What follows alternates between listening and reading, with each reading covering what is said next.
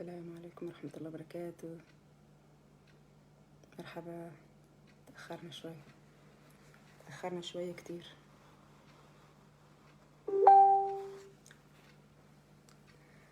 أستاذة سعاد لو شايفاني عندك في الصفحة،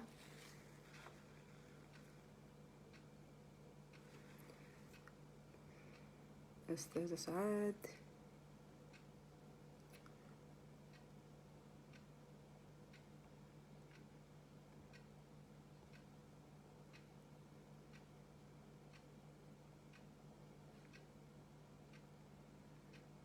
أهلين، مرحبا.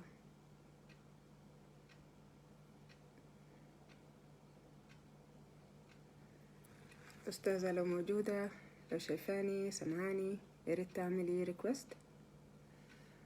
أنا هحاول أعمل لك ريكوست. نعم. أهلين، عليكم السلام ورحمة الله وبركاته. شرفتوني، وحشتونا.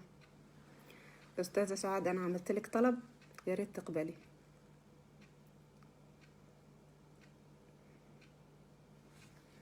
مرحبا، كيف الحال؟ أهلين حياة، يا هلا نعومي، أستاذ محمد علي حركة، شكرا لحضوركم. سارة محمد أهلين، أهلا وسهلا، يا هلا بيكم، نورتوني. الصوت واضح؟ الصوت، أخبار الصوت إيه؟ أخبار الصوت منورة، شكرا يا سيدي. أهلا غلا، يا هلا بيكم. أهلين رفاق، تحضرني من كامبرا، أهلا وسهلا، نورتي. أستاذة سعاد أنا عملت لك طلب، أرجو إنك تكوني حاضرة.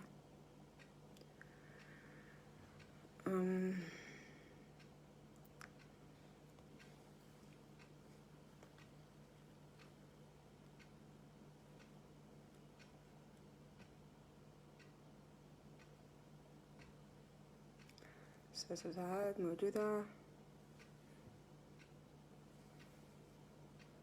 السؤال الأزلي اللي تقريبا العمر هينتهي وانتوا بتسألوني السؤال ده. تتكلمي مصري ليه؟ هو انت مصرية؟ يوميا السؤال ده، واضح ان الصوت وان اونسكم لحد ما الضيفة توصل. طيب حاضر حبيبتي ان شاء الله. اهلا بيكم، وحشتوني كلكم. كيف الصحة؟ عاملين ايه؟ اهلا وسهلا. استاذتنا فين؟ استاذة سعاد احضرينا. انا عايزة اديكم نبذة مختصرة عن استاذة سعاد، بس تحب ان هي اللي تعرفكم عن نفسها بنفسها، لانه معلوماته ضعيفة. دردشة حتى تظهر الضيفة. طب ندردش في ايه؟ انا انسانة منظمة، لما يكون عندي ضيف بستنى الضيف. دردشوا انتوا معايا. اليوم حنتكلم كتير عن قضايا المرأة من منظور ديني ومنظور مجتمعي. انا بتناوله دائما من منظور مجتمعي وبدخل الدين كده كشواهد، لكن أستاذة سعاد حتلقي الضوء على القضايا من ناحية دينية. مساء النور السروري، هلا وسهلا. أهم شيء المضمون، صح يا سارة؟ شكرا لك، تسلمي.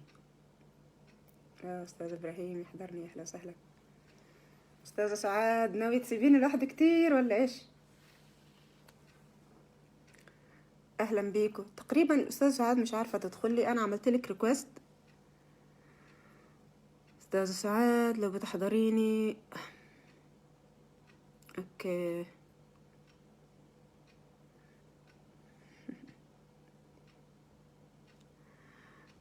أوكي، فين الريكوست؟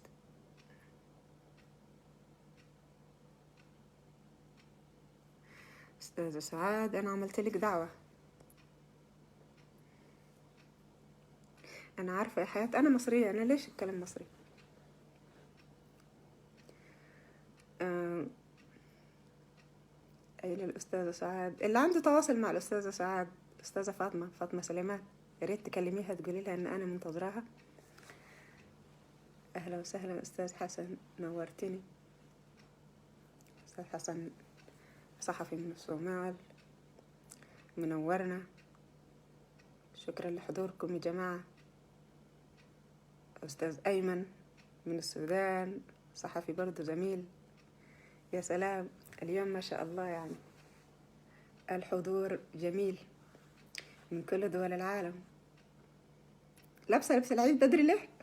تسلم، ده مش لبس العيد، ده لبس السلام. السلام، عشان هنتكلم عن السلام والإسلام.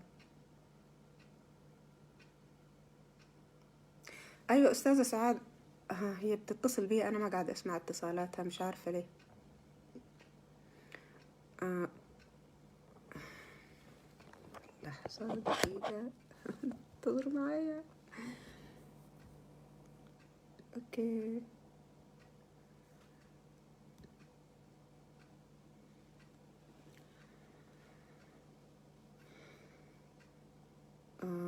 هي في مكالمة أخرى. أنا إنسانة بريئة. شكرا يا جماعة عليكم والله. ليه بتقولوا كده؟ بريئة دي على فكرة بعرف المجتمع يعني حاجة مش حلوة. لا، يعني ممكن أنا إنسانة نقية شوية. مين يقدر يتواصل مع أستاذة سعاد؟ أنا بحاول أتواصل معاها عبر اللابتوب، بس هي في مكالمة مش عارفة.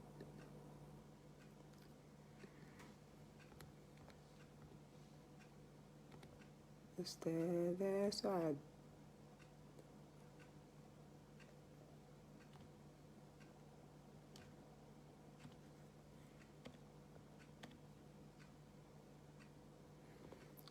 أهلا وسهلا. طفشتوا صح؟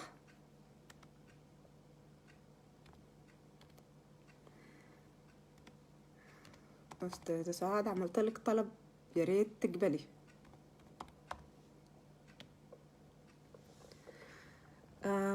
أستاذ منصور حضرنا، يا أهلا وسهلا. بتتواصلوا معها؟ شكرا لكم. أستاذة سعاد احضرينا.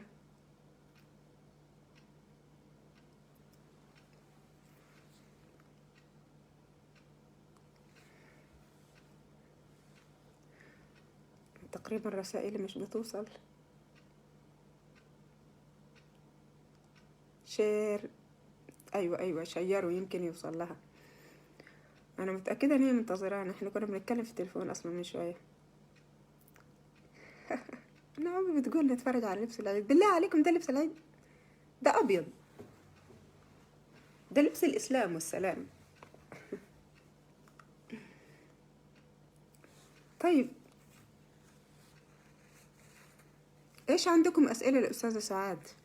أستاذة سعاد طبعا هي يمكن الداعية الإسلامية الوحيدة في القرن الأفريقي حاليا، وطبعا الطريق ما كانش مفروش بالورود يعني. حتى في مجال الدعوة المرأة بتلاقي يعني كده تصدي. أستاذة سعاد احضرينا بليز، أرجوكي، الجمهور منتظرك.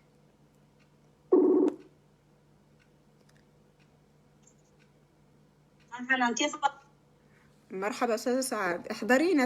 أنا عملت لك طلب أيوة. إضافة، يا ريت تقبليه. طيب أنت من وين بعتي لي إياه؟ ادخلي عندي في البث، هتلاقي في طلب اتبعت لك. اعملي اكسبت للريكوست، او انت اعملي ريكوست، هتلاقي تحت في علامات. طيب شكرا. بس دخلت انا عندك جوا، ما لقيتك لايف، لقيت كل الفيديوهات القديمه بس. لا انا حاليا لايف، انا تاخرت شويه، معذره. اوكي تمام. تسلمي. اوكي يلا تسلمي.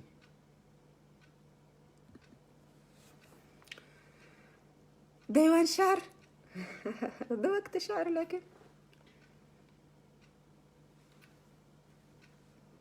كم شخص أسلم على يديها حتى الآن؟ لا والله، ما أظنش إن أستاذة سعاد بتعمل دعوة يعني اللي هي زي شيخ إدريس كده، دعوة لغير المسلمين وكده. ما أعتقدش، هي أعتقد هي داعية بس يعني توعية. وما أعرفش، هنسألها السؤال ده. أوكي، في سؤال لطيف هنا. أوكي، اسمعينا قليلا من ديوان شعرك. ليس وقت ديوان الشعر الآن. مظبوط، نسمع كلامها الأول، نسمع كلام الضيفة. يا رب بس تعرف تدخل لي. أنا عملت طلب وإن شاء الله أعمل أسنت اوريدي بعتنا.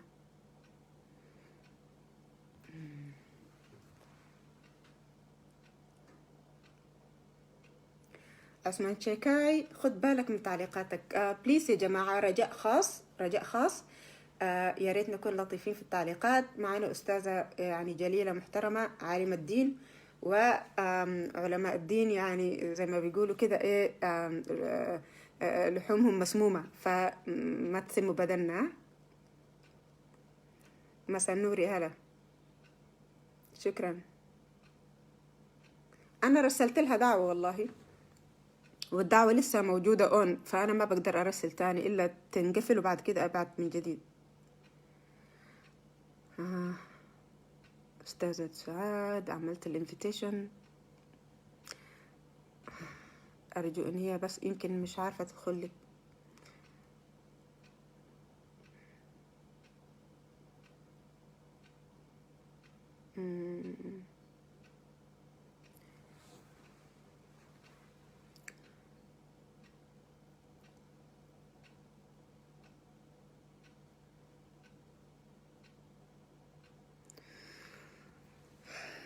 أهلا وسهلا، منورينا والله يا جماعة.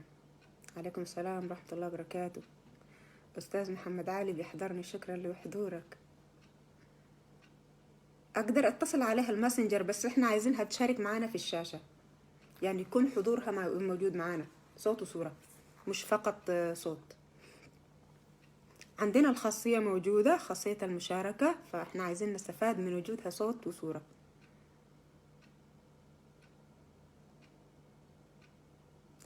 الساعة بتزعجكم والهيتر بيزعجكم وأنا التوقيت بيزعجني وأنا بضحي وأنتم مش عايزين تضحوا. يعني يا أحمد آدم، أعمل فيك إيه؟ أنت ومسمر على طول مزعجين، تطالبوا بأشياء فوق العادة، يعني فوق الطاقة. عليكم السلام ورحمة الله وبركاته. يا سلام، شوفوا ود حجي وصل، ود حجي هو بتاع الشيرات. شيروا يا شباب، على طول بيدي أوامر ما شاء الله. جنرال، أهلا وسهلا. أستاذة سعاد تقريبا مش عارفة تدخل لي، تقريبا مش عارفة تدخل لي هنا.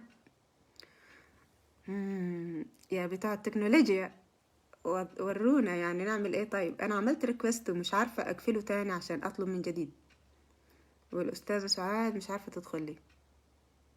استاذة سعاد لو بتسمعيني هتلاقي تحت في علامات، اعملي العلامة اللي فيها شخصين كده، فيها صورتين كأن ايه، شاشتين كده، شير، هيطلع لك. ايوه استاذة حضرت، اهلا وسهلا. ايوه ايوه كده تمام.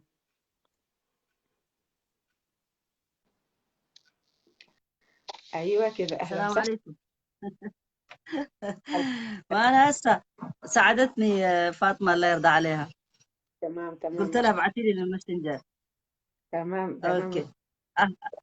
شايفيني كويس؟ انا ماني شايفتكم كويس عشان برا وسهلا. والضوء.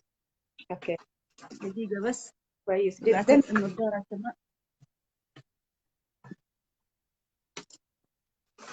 ها، شايفيني كويس؟ شايفينك وسامعينك يا اهل ومنورة. استراليا، الله اهلا جدا. يسلمك، اهلا وسهلا، بارك ده بارك اللي الله صح فيك، جزاك الله. وياك. نعم. استراليا تقريبا انا الوحيدة اللي صاحية في البلد، يا اهل الشرق الاوسط هم اللي حد.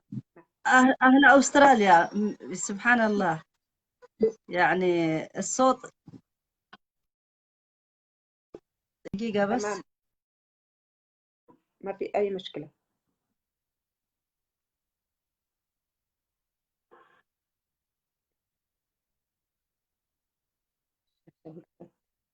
صوت واضح؟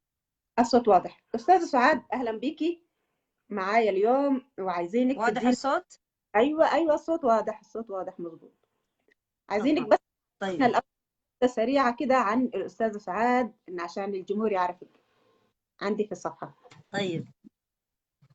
بسم الله الرحمن الرحيم، الحمد لله رب العالمين، الصلاة والسلام على أشرف المرسلين نبينا محمد وعلى آله وصحبه أجمعين. أولا يعني أحب أشكر قبل كل شيء الله سبحانه وتعالى على نعمه التي لا تعد ولا تحصى. ثانيا الأخت فاطمة سليمان، بارك الله فيك وجزاك الله خير، التي عرفتني بأخت جميلة وأخت تشبهني. ما كنت أعرف أنه في الدنيا في واحدة تشبهني لكن عرفتني، قالت لي إنه في والله واحدة تشبهك في كل شيء تقريبا، وعندها برنامج باللغة العربية. بس قلت لها معقول في واحدة تشبه لي أنا؟ قالت لي أيوة تشبه لك في كثير من الأفكار والأشياء. فسبحان الله بعدين دخلت في الصفحة تبعتك وشفت المواضيع اللي موجودة، مع إني ما حضرتها كلها، بس يعني الجواب يبان من عنوانه زي ما بيقولوا، يعني مبين يعني من الأول إنه ما شاء الله عليك، يعني أخت جميلة جدا ومثقفة ومتدينة، ويعني سعدت جدا جدا يعني إنه في أخوات، أكيد موجودات أخوات مليان في العالم أحسن مني وأحسن مننا بكثير، لكن أنا ما عرفت يعني أخوات خرجوا وبادروا واعترضوا وتكلموا وعانوا. يعني هو هذا المشكلة، إنه مش ما في نساء، في نساء ما شاء الله يعني في الأمة كثيرات جدا يعني، لكن أخوات يحملنا هم الأمة، هم المرأة المسلمة، هم الدعوة، هم يعني امرأة حاملة لهموم، مش همها نفسها بس، لكن تحمل هم الأمة بأسرها، وتحب أنها تترك لمسة في الدنيا يعني بالتغيير، لأن الله سبحانه وتعالى طلب مننا أنه دائما أن نكون أصحاب التغيير، ما نقبل أي وضع يعني لا يقبله الله سبحانه وتعالى ولا يقبله الإنسان ولا يرضاه الإنسان لنفسه، أنه يكون ساعي دائما حتى ولو بجزء بسيط، يعني لأنه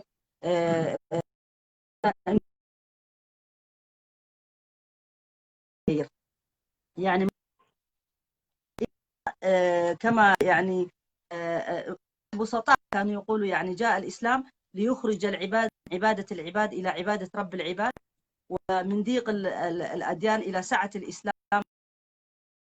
وهذا يبدأ دائما الإنسان بنفسه، الأول يبدأ بنفسه، ثم في أسرته، ثم من حوله، وهكذا يعني تمشي سلسلة. فسعدت جدا انه تعرفت عليك يا حنان، مع انه معرفتنا بالضبط زي معرفتكم انتم، يعني حكينا مع بعض يمكن مكالمتين او ثلاثه، يمكن مكالمتين يعني تكلمنا مع بعض، لكن حسيتها انه اعرفها من زمان، ويمكن عندها نفس الاحساس هي كمان، وهذا من فضل الله سبحانه وتعالى. الاسلام يعني يقطع كل الحدود، يعني ما في لا بلد ولا ولا أي شيء، يعني يقرب دائما، يعني زي الماغنيت يسحبنا بعد لبعض إذا فعلا عرفنا نعمة الإسلام ومنهجه. فهذا هو يعني حبيت أقوله في الأول. وإذا يعني تعريف بنفسي، يعني يمكن مشاهدين حنان إذا ما كانوا يعرفوني، إنسانة عادية بسيطة، اسمي سعاد عبد محمد، يعني رحلتي طويلة في الحياة، مش بالعمر بس بالتجارب يعني كثيرة جدا. عشت في المهجر يعني منذ الصغر، خرجت من يعني إثيوبيا قديما، يعني إثيوبيا وإريتريا قبل الحرية، يعني قبل الناس النت. خرجت 1980 دخلنا السعودية، و85 جيت على السويد. يعني أنا من أصل من تجراي من إثيوبيا، لكن عشت في كل البلاد تقريبا، يعني عشت في 4 سنين كان عمري وأنا خارجة من تجراي، عشت بين أسمرة ومسوع 6 سنوات، يعني 10 سنين. درست الصف الأول والثاني، وكمان القرآن، يعني القرآن قبل المدرسة زيلة يعني.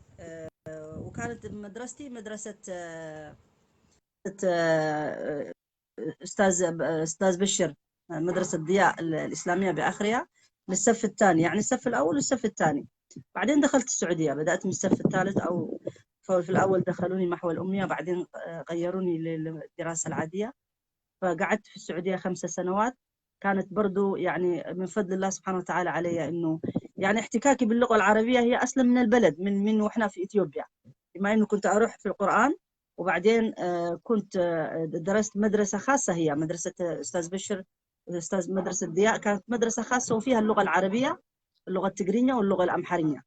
فاحتكاكي باللغة العربية من البداية يعني كان، وأحببت هذه اللغة، أنا أحبها أكثر من أي لغة، حتى من لغة الأم يعني. فدخلت السعودية 5 سنوات للصف السادس. بعدين جيت على السويد، كان عمري 15 16 سنة، يعني لسه ما اكتملت يعني بمعنى بالعمر، لكن بالتجارب اللي 15 سنة شفتها مع أهلي، موضوع الزواج، موضوع أشياء كثيرة، لكن لسه ما حكيت عنها يعني كثيرة.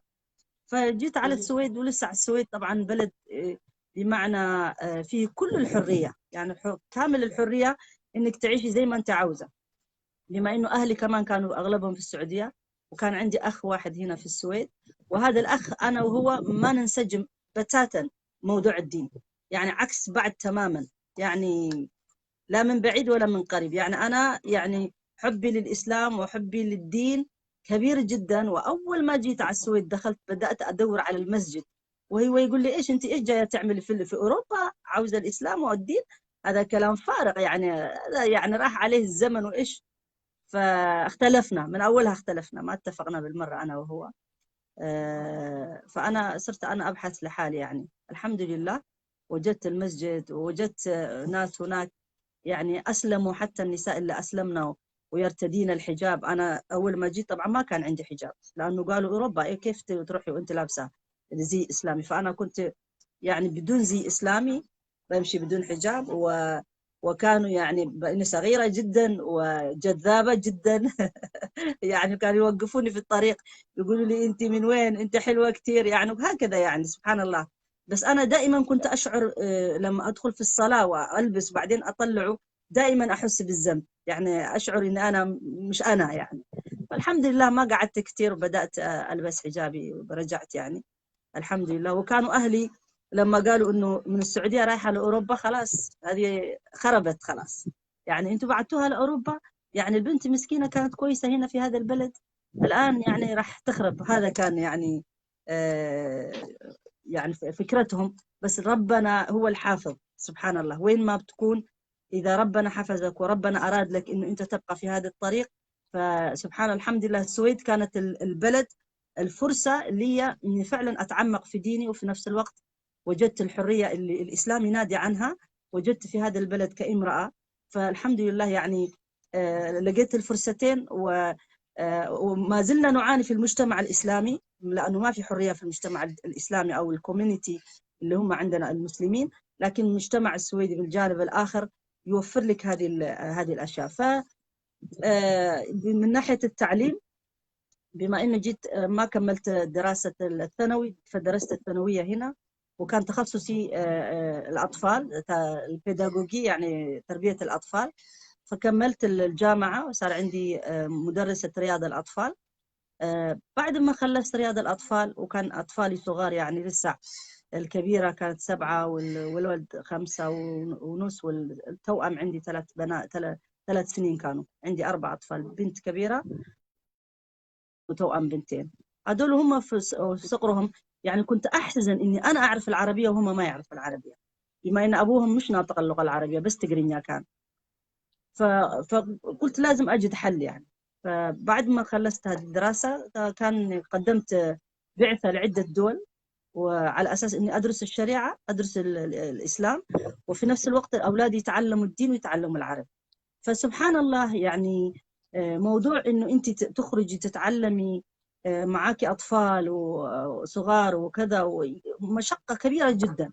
بس أنا كانت أحب ما علي، لأنه دائما كنا لأني جيت نشطت على طول في المجتمع في الدعوة كمان، جيت السويد ومع الرابطة الإسلامية بدأت أكون نشطة معهم، أدرس الأطفال النساء وكذا يعني. فكنت أنا نشطة في الإسلامي في المسجد وفي المجتمع السويدي، بما إنه كان في صراع كبير بين المسلمين أو اللي جايين من بلاد مختلفة يعادوا الإسلام ومع السويديين، فهم عاوزين أحد يطلع باسم المسلمين كمان يتكلم عن نفسه. فأنا سبحان الله، الله سبحانه وتعالى ودعني في هذا المجال إني أنا أتكلم عن المرأة المسلمة، وليش نحن نلبس الحجاب، ليش ما نأكل الخنزير، ليش كذا، كل الأسئلة اللي كانت عندهم في هذاك الوقت.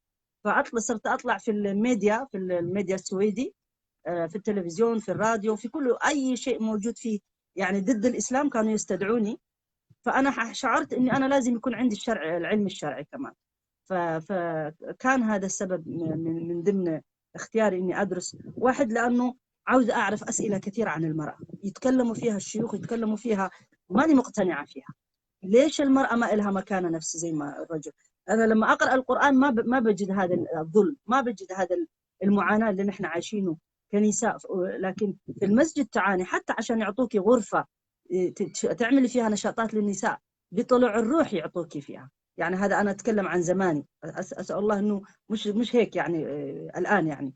بس في الوقت اللي أنا كنت نشطة فيه يعني 35 سنة أنا في السويد، كان معاناة كبيرة جدا في تواجهه المرأة المسلمة.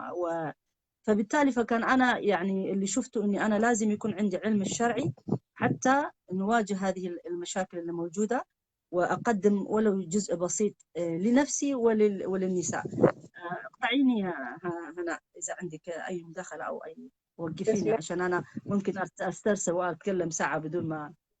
لا لا، دي نبذة ما شاء الله مش مختصرة، دي نبذة كلها يعني جمال وعطاء، وانت بصراحة نموذج جميل. يعني انا ما توقعت كل ده، لذلك دقيقة، يعني لا أنا ماني سامعة الصوت، الصوت بعيد مش علي سامعة. جدا. دقيقة.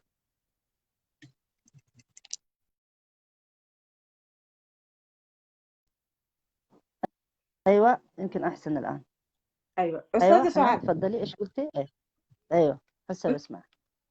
واجهت صعوبات في تقبلك كداعية، كوجود امرأة داعية في القرن الأفريقي؟ يمكن في داعيات كثير في الدول العربية، يعني السيدة زينب الغزالي من زمان كانت داعية، امرأة معروفة. يمكن في العصر الجاهلي القديم، مش الجاهلي القديم، كانت ربع يعني ذات كرامات. لماذا يستغربون وجود امرأة داعية؟ نعم. طبعا الموضوع المرأة والدعوة يعني بصفة عامة في العالم موجودات ما شاء الله، يعني في بلاد مختلفة. شفتي في ماليزيا، في إندونيسيا، في البلاد العربية أيضا موجودات ولله الحمد. لكن حتى بالنسبة آه، للنشاطات أو للصحوة الإسلامية اللي كانت موجودة، آه، مش هذاك الوجود القوي يعني. ممكن تسمعي واحدة هنا وهنا. وكثير من الأحيان لما المرأة كمان يكون يعني تخرج في الدعوة أو في أي نشاط يتوضع لها يعني إطار معين ما تخرج فيه. يعني يطلب منك أنت إذا أنت حتكوني مع جمعية معينة أو مع أناس يعني هم اللي يديروا هذه الدعوة، فأنت مطلوب منك أنت تكوني على حسب هواهم. كثيرات من النساء يدخلوا في هذا الشيء. واللي مثلا زي واحدة إيش اسمها في مصر موجودة تدرس في الجامعة هي كمان. وفي نساء يعني خرجوا، بس في نفس الوقت يعني بدل ما يفيدوا الصحوة أو الدعوة للمرأة، يعني صاروا عبء على هذا الشيء كمان، لأنه هم كمان شطحوا. يعني شطحوا. نحن عندنا الإسلام كله أعطانا إطار، يعني من أي باب أنت تدعي، كيف تتعاملي في مواقف. لأنه الإسلام القرآن ما جاء للرجل فقط. يعني كثيرين من الدعاة وكثيرين خطاباتهم كلها للرجل مش للمرأة حتى. يعني أنا بستغرب كيف القرآن يخاطب الرجل والمرأة، يخاطب الحجر والحيوان والجن، يخاطب كل الناس. القرآن يعني لما الرسول عليه وسلم يقول له ما أرسلناك إلا رحمة للعالمين، ما للبشر كمان، لكل شيء. حتى نحن طيب كبشر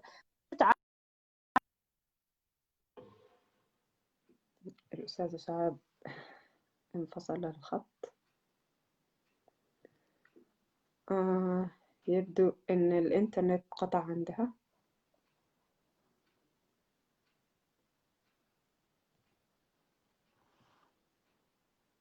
أستاذة سعاد يا ريت ترجعي تحضريني من جديد.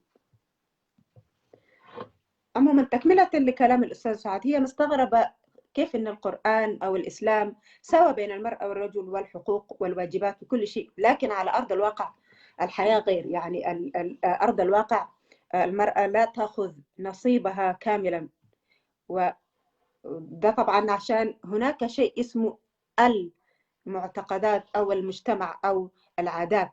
المجتمع والعادات والتقاليد منفصل تماما عن الدين. يعني الاعتقادات الموجودة في المجتمع ليست من الدين في شيء. هذه معتقدات يمكن كانت في الجاهلية أو جاهلية الجاهلية اللي هي ما بعد الإسلام، اللي هم الناس بياخذوا مقتطفات من الشواهد ولا يكملوها، زي الآيات اللي بتاخذ جزء منها والجزء الآخر يظل يعني عالق. هذه اللي صنعت لنا ثقافة جديدة.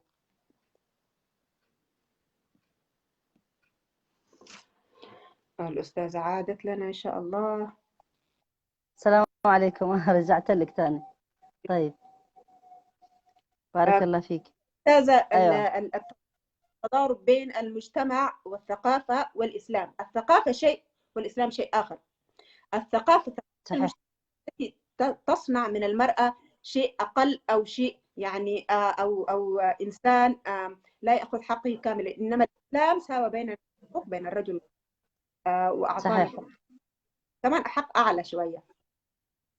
صحيح. نعم سبحان الله.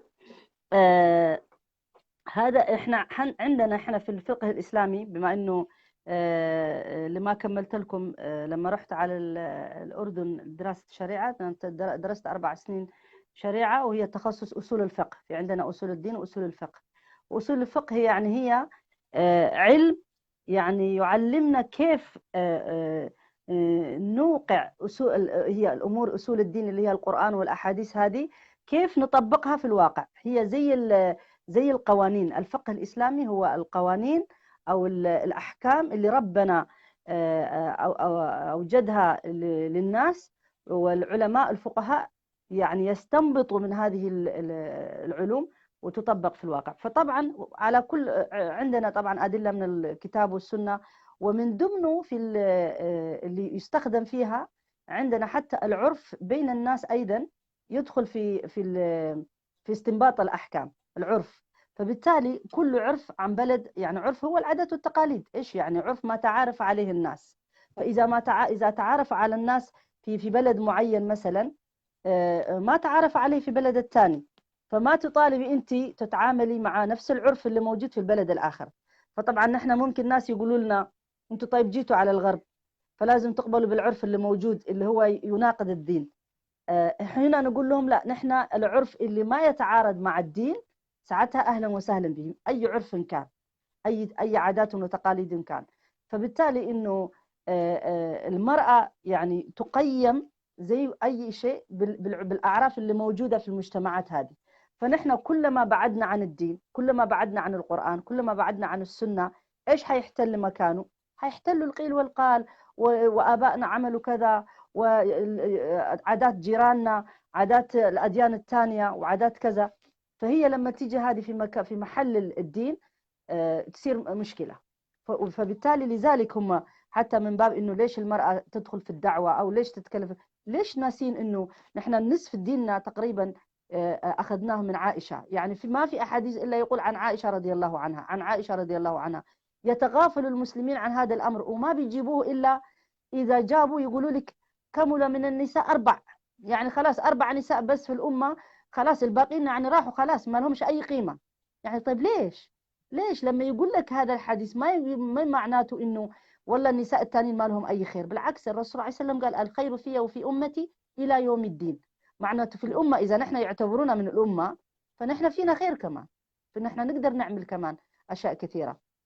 فالمتوارث بين الناس إنه المرأة أصبحت في الآونة الأخيرة ما تنفع إلا للبيت إلا للطبيخ إلا للسرير إلا للولادة إلا لكذا، وهذا أبدا بدون ما نستصغر هذا الواجب، لأنه إحنا خلقنا لهذا الشيء فعلا. الله سبحانه وتعالى عمل لنا واجب لكل واحد، للرجل والمرأة، لكن لا يعني أنه هي عشان عندها هذا الواجب تترك الواجبات الأخرى في المجتمع. لأنه نحن لما جاء الإسلام قال يعني وإذا الموءودة سئلت بأي ذنب قتلت، يعني القرآن يعني جرم هذا العمل، يقول ليش إيش ذنب البنت. أصل أيوه مظبوط مظبوط.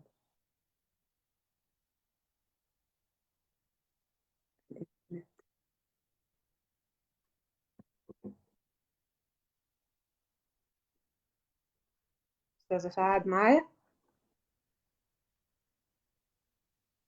معايا أستاذة؟ موجودة سامعايا؟ مع يعني كان الأب لما هو يحفر في الأرض عشان يدفن البنت، تخيلوا يحكوا بعد منهم إنه البنت لما يجي له التراب وهو بيحفر في الأرض يجي له التراب على نفسه، البنت الصغيرة مسكينة يعني تشيل التراب من أبوها وهو حيدفنها. يعني تخيل الرحمة البنتها اللي كيف، يعني سبحان الله. فجرم هذا الأمر الله سبحانه وتعالى وقال يعني حتسأل يوم القيامة تقول إيش عملت. والوعد مش بالضروري يكون يدفنوك بالحياة، ممكن يدفنوك يؤدوك سيكولوجيكيا وانت صغيرة، يقولوا لك انت بنت، انت ايش حتعملي، انت ما لك الا البيت. طيب ما في مشكلة، انا ممكن اكون للبيت، اكون ام، اكون زوجة، اكون كل شيء، بس اكون متعلمة، اكون مثقفة، اعرف ديني واعمل في المجتمع. يعني لانه انا مش دائما مع رجل، ممكن ابوي ممكن يموت، اخوي ما يكون ما عندي، وزوجي ممكن يموت. يعني لازم أكون أنا كمان إنسانة مستقلة، أعرف أدير حياتي، وفي نفس الوقت أكون جزء من المجتمع اللي أنا أحب أشارك فيه. سامعايا؟ تفضلي. نعم. أيوه سامعاكي أنت أه. قلتي الوعد. فكرة الوعد على فكرة هي في الزمان يمكن كانت وعد البنت حية أو كده. أنا عندي نص بسيط في الحتة دي بقول فيه وعد البنات مش بس فكرة دفن حية في التراب، الوعد وعد الفكرة في العقل الخراب. يعني الوعد في الزمن الحديث هو وعد الأفكار، وعد صحيح. وعد رؤى روحها، مش وعدها كجسد أو زي ما كان. فكل زمن فيه نوع من الوعد يعني، ونحن نعم طبعا نرفض هذه الانواع. استاذ صحيح. سعاد أنا وأنتي من الناس اللي قلنا لا للوعد، أنا وأنتي قلنا الناس اللي قلنا لا لن نوعد أبدا وحاربنا وما زلنا نحارب اشكاله اذا كان وعد فكره، وعد روح، وعد رؤية، وعد يعني علم، وعد يعني كيان. نحن نرفض. يعني الاسلام اعطانا كل حقوقنا كامله، اذا احنا ناخذها كامله نختلفها صحيح منها. بما صحيح. تنبري المراه، بسالك سؤال.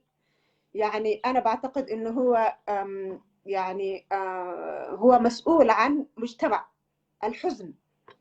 الإسلام أو القرآن يعني رفض الحزن للمرأة، كويس. وفي آيات كثيرة يعني ذكر فيها إنه هو مرفوض للمرأة أن هي تعيش في حزن. صحيح. الآية بتقول في قصص كي تقر عينها ولا تحزن. في سورة الأحزاب أن تقر أعينهن ولا يحزن. في سورة مريم فناداها تحتها ألا تحزني. في سورة طيب، كل هذه السور يعني أكدت على الحزن. الحزن لماذا؟ لماذا يعني رفض الإسلام أو لم يرضى الإسلام الحزن للمرأة برأيك؟ أيوة صحيح. يعني اللبيب هو اللي يفهم هذه الأشياء. يعني اللي يتأمل واللي يتدبر آيات القرآن هو اللي يفهم، سبحان الله، مش كل الناس. نحن يعني ما زلنا، أنا دائما أقول يعني لما الناس يقولوا المرأة يجوز لها في كذا وكذا، أقول لهم يعني أنا أشعر إنه نحن ما زلنا في الدرجة الأولى في الحديث، يعني على الأقل مجتمعاتنا، إنه نظرته للمرأة ما زال حتى الآن لسه يعني ما شاف مكانتها المهمة. وما إلا القليل أكيد موجودين، بس هذول القلة اللي عندهم علم عمرهم ما طلعوا وتكلموا بهذا الأمر، حتى لا يتهموا إنهم أنصار المرأة أو أنصار النساء أو كذا، يخافوا إنه يتكلموا في هذا الأمر. فبالتالي الحزن يعني عندما تحزن المرأة معناته يحزن المجتمع كله. يعني حزن المرأة هي المنبع الحقيقي للحب، المنبع الحقيقي للحنان. إذا حزنت المرأة في المجتمع معناته كله في دمار. يعني لا رجال حيكونوا مبسوطين ولا الأولاد حيكونوا مبسوطين ولا هي حتكون مبسوطة، لأنه ولذلك يعني أساس هي يعني من تربيتها. لذلك الرسول صلى الله عليه وسلم قال اللي يربي 3 بنات يعني كان له عتق أو ستر من النار. هو من شوية هذا أن الإنسان يكون عنده، قالوا له يا رسول الله طب حتى لو عنده بنتين، قالوا له حتى لو عنده بنتين، حتى لو عنده واحدة، قالوا حتى لو عنده واحدة. يعني هذا دليل على إيش؟ على إنه تربية المرأة في المجتمع مهم جدا جدا. وإحنا نلاحظوا في الغرب كيف هم يهتموا من البداية، من الروضة يهتموا. يعني حتى نحن يتعاملوا معنا المسؤولين على إن إحنا لا نفرق بين البنات والأولاد من البداية، عشان ما نعطي الأولاد فرصة أكثر من البنات. ويعني والجندر هذا مع إنه نختلف فيه معاهم في أشياء، لكن يعني في حد ذاته كفكرة وكأيديولوجي لكن مهم جدا إنه يقول لك لا، البنت كمان لازم تاخذ فرصتها من الأول. إنه مش عشان لأنه الولد بطبيعته أصلا من الفطرة هو ياخذ حقه وحق غيره، يعني هذا فطرته سبحان الله. الرجل ما يحتاج أحد يدافع عنه عشان ياخذ حقوقه، هو ياخذ بدراعه يعني من الأول. لكن المرأة يعني زي ما بيقولوا جناح مكسور هم يقولوا، لكن مش جناح مكسور بمعنى اللي هم فاهمينه. هي تحتاج إلى التأييد في المجتمع، في البيت، في بيت من أول ما توعى يعني. فإذا كانت الأم نفسها اللي هي أساس كل شيء، زي ما قالوا زمان، قالوا الأم مدرسة إذا أعددتها شعبا طيب الأعراق. فعلا هم لما يهمش المرأة، لما تهمش الأم من كل شيء، لما هي ما كنت تكون متعلمة ومش مثقفة وما تعرف خلفيات دينها، يعني كيف عاوزين إنه المجتمع هي يعني تعطي يعني تبرز لنا جيل يعني يتحمل المسؤولية. فبالتالي هذا الحزن اللي القرآن يتكلم عنه، لو المجتمعات فهموا إنه دائما أنا كنت أقول بالنسبة للمسجد عندنا في السويد مقارنة مع المساجد الأخرى، دائما أقول هو المسجد اللي أخذ الموديل تبع المجتمع تبعنا. تعرف إيش فيه في المسجد؟ رغم المكان هو مساحته صغيرة تبع النساء، ومع ذلك السويديين يعني اعترضوا، قالوا المفروض يكون عندهم أكبر مكان، هم يدافعوا عننا، هم يقولوا يعني في المساجد يدخلوا لا للنساء لازم تفكروا لهم. واما اذا كان على اخواننا المسلمين في المساجد لو بس يعملوا ليهم لحالهم ما عندهم قضيه. فالمكان المسجد فيه كل شيء ما تحتاجه المراه. يعني بدايه اجلكم الله من الاماكن اللي يجيبوا لما يجيبوا الاطفال يغيروا فيها الحفاضه، ويعني ما تعاني، يعني موجود متوفر لها كل شيء رغم الصغر الحجم يعني. هذا يدل. وان جاء هذا الثقافه جات من وين؟ من اصحاب البلد اللي دائما وين ما كان. انا يعني نحن نفتكر انه شيء مش مهم، بس وين ما تروحي دورة مياه عندهم صندوق صغير حاطينه للنساء اللي يرموا فيها بعد الاستعمال في اثناء الدورة الدموية. مين اللي يفكر لك في هذا الشيء في بلاد ثانية؟ يعني رغم انه هو للبيئه، محافظه للبيئه ومحافظه، بس انا احس انه والله حتى الشغله هذه فكروا فيها عشان المراه. حتى هذه الشغله فكروا فيها، مين يفكر فيها؟ سبحان الله. نحن صحيح. في الاشياء الاساسيه الكبيره ما فكروا لنا فيها. صحيح. فبالتالي نحن لسه بنحلحل في قضايا كبرى، قضايا تؤثر على حياة، تؤثر على القلب، تؤثر على النشء، تؤثر على الجيل القادم. هم بيشوفوا الحاجات البسيطة اللي هي تعتبر رفاهيات. طيب بما انك يعني بتتعرضي دائما للقضايا اللي هي المسكوت عنها، القضايا نعم. الكبيرة اللي هي الطلاق، ألا ترين أن الطلاق يعني سبب كبير من أسباب حزن المرأة؟ كيف ايوه. ممكن نحل مسألة حزن المرأة بسبب الطلاق؟ طيب طبعا كثير من الناس في مجتمعاتنا ما زال يعني اللي نحن من ضمنها. ومن التجربة أنا من الناس اللي كثير من الناس في أوروبا وفي الغرب يعني ما في بيته ولا ما في أحد إلا وصار فيه طلاق وانفصال. يعني احنا في السويد عندنا احنا المطلقين أكثر من المتزوجين، إذا قلتي حيكون الأكثر. أو لو رحت في بريطانيا نفس الشيء. وهي ظاهرة الطلاق في العالم كله ككل يعني ظاهرة كبيرة جدا الآن. بس نحن في النهاية يعني تخيلي سورة كاملة في القرآن يدع لنا سورة اسمها سورة الطلاق. يعني في مجتمع يعني يعتبر فيه الطلاق يعني مش أنا موجود. الثاني مش سامعتني؟ لاسم المرادف لاسم سورة الطلاق عشان نعم. ايوه. سورة الطلاق يعني زي ما قلتي تكرمتي حضرتك، قلت سورة التفاؤل، اسمها نعم. سورة التفاؤل. أنا عرفت ما سو- منك أنت حقيقة سورة التفاؤل. بارك الله فيك وجزاك الله خير. أكيد في أشياء، يعني العلم بحر. نعم تفضلي. لا لا لا، تفضل تفضل حضرتك. انا بكلم النساء بقول لهم سورة الطلاق معناها سورة التفاؤل، افرحوا. التفاؤل، أيوة. ما هي الآيات اللي موجودة كلها يعني تتكلم فيها سبحان الله، يعني الأدب والاحترام، ويعني رقي في التعامل أثناء الطلاق وبعد الطلاق، وليش الطلاق يعني.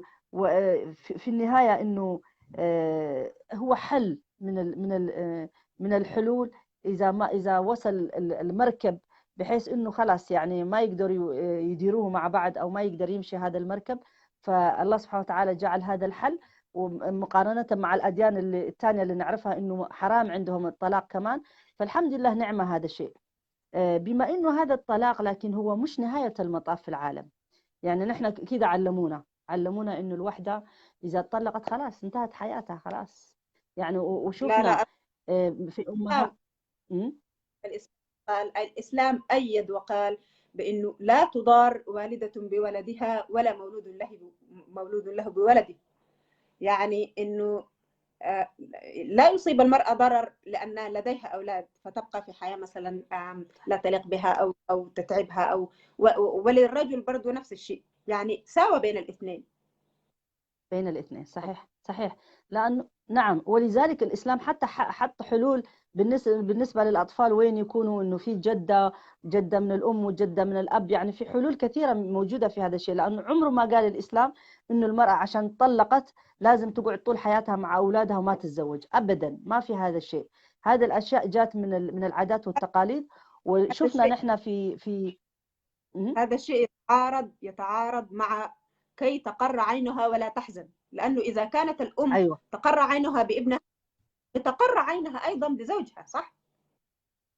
ايوه، ما هو هذا. الناس كثيره ايش اخذوه؟ ان المراه والله يكفيها اولادها. يقولوا لك لا، ما يكفوني، انا اولادي ما ممكن ياخذوا لي دور الزوج. الزوج زوجي، لكن الاولاد اولادي، واخواني كل واحد اعطاه حقه. سبحان الله.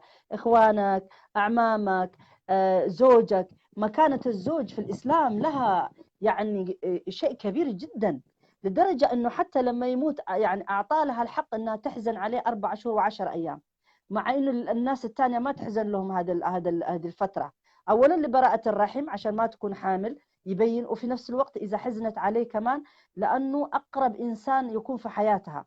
ممكن يكون ابوها وامها، اخوانها، لكن الزوج يكون لصيق، يعني لصيق بها، هو جزء منها. يعني اللي ما يقدر احد ينكشف لها زوجها. ويكون ابو اولادها كمان اذا انجبت منه اطفال.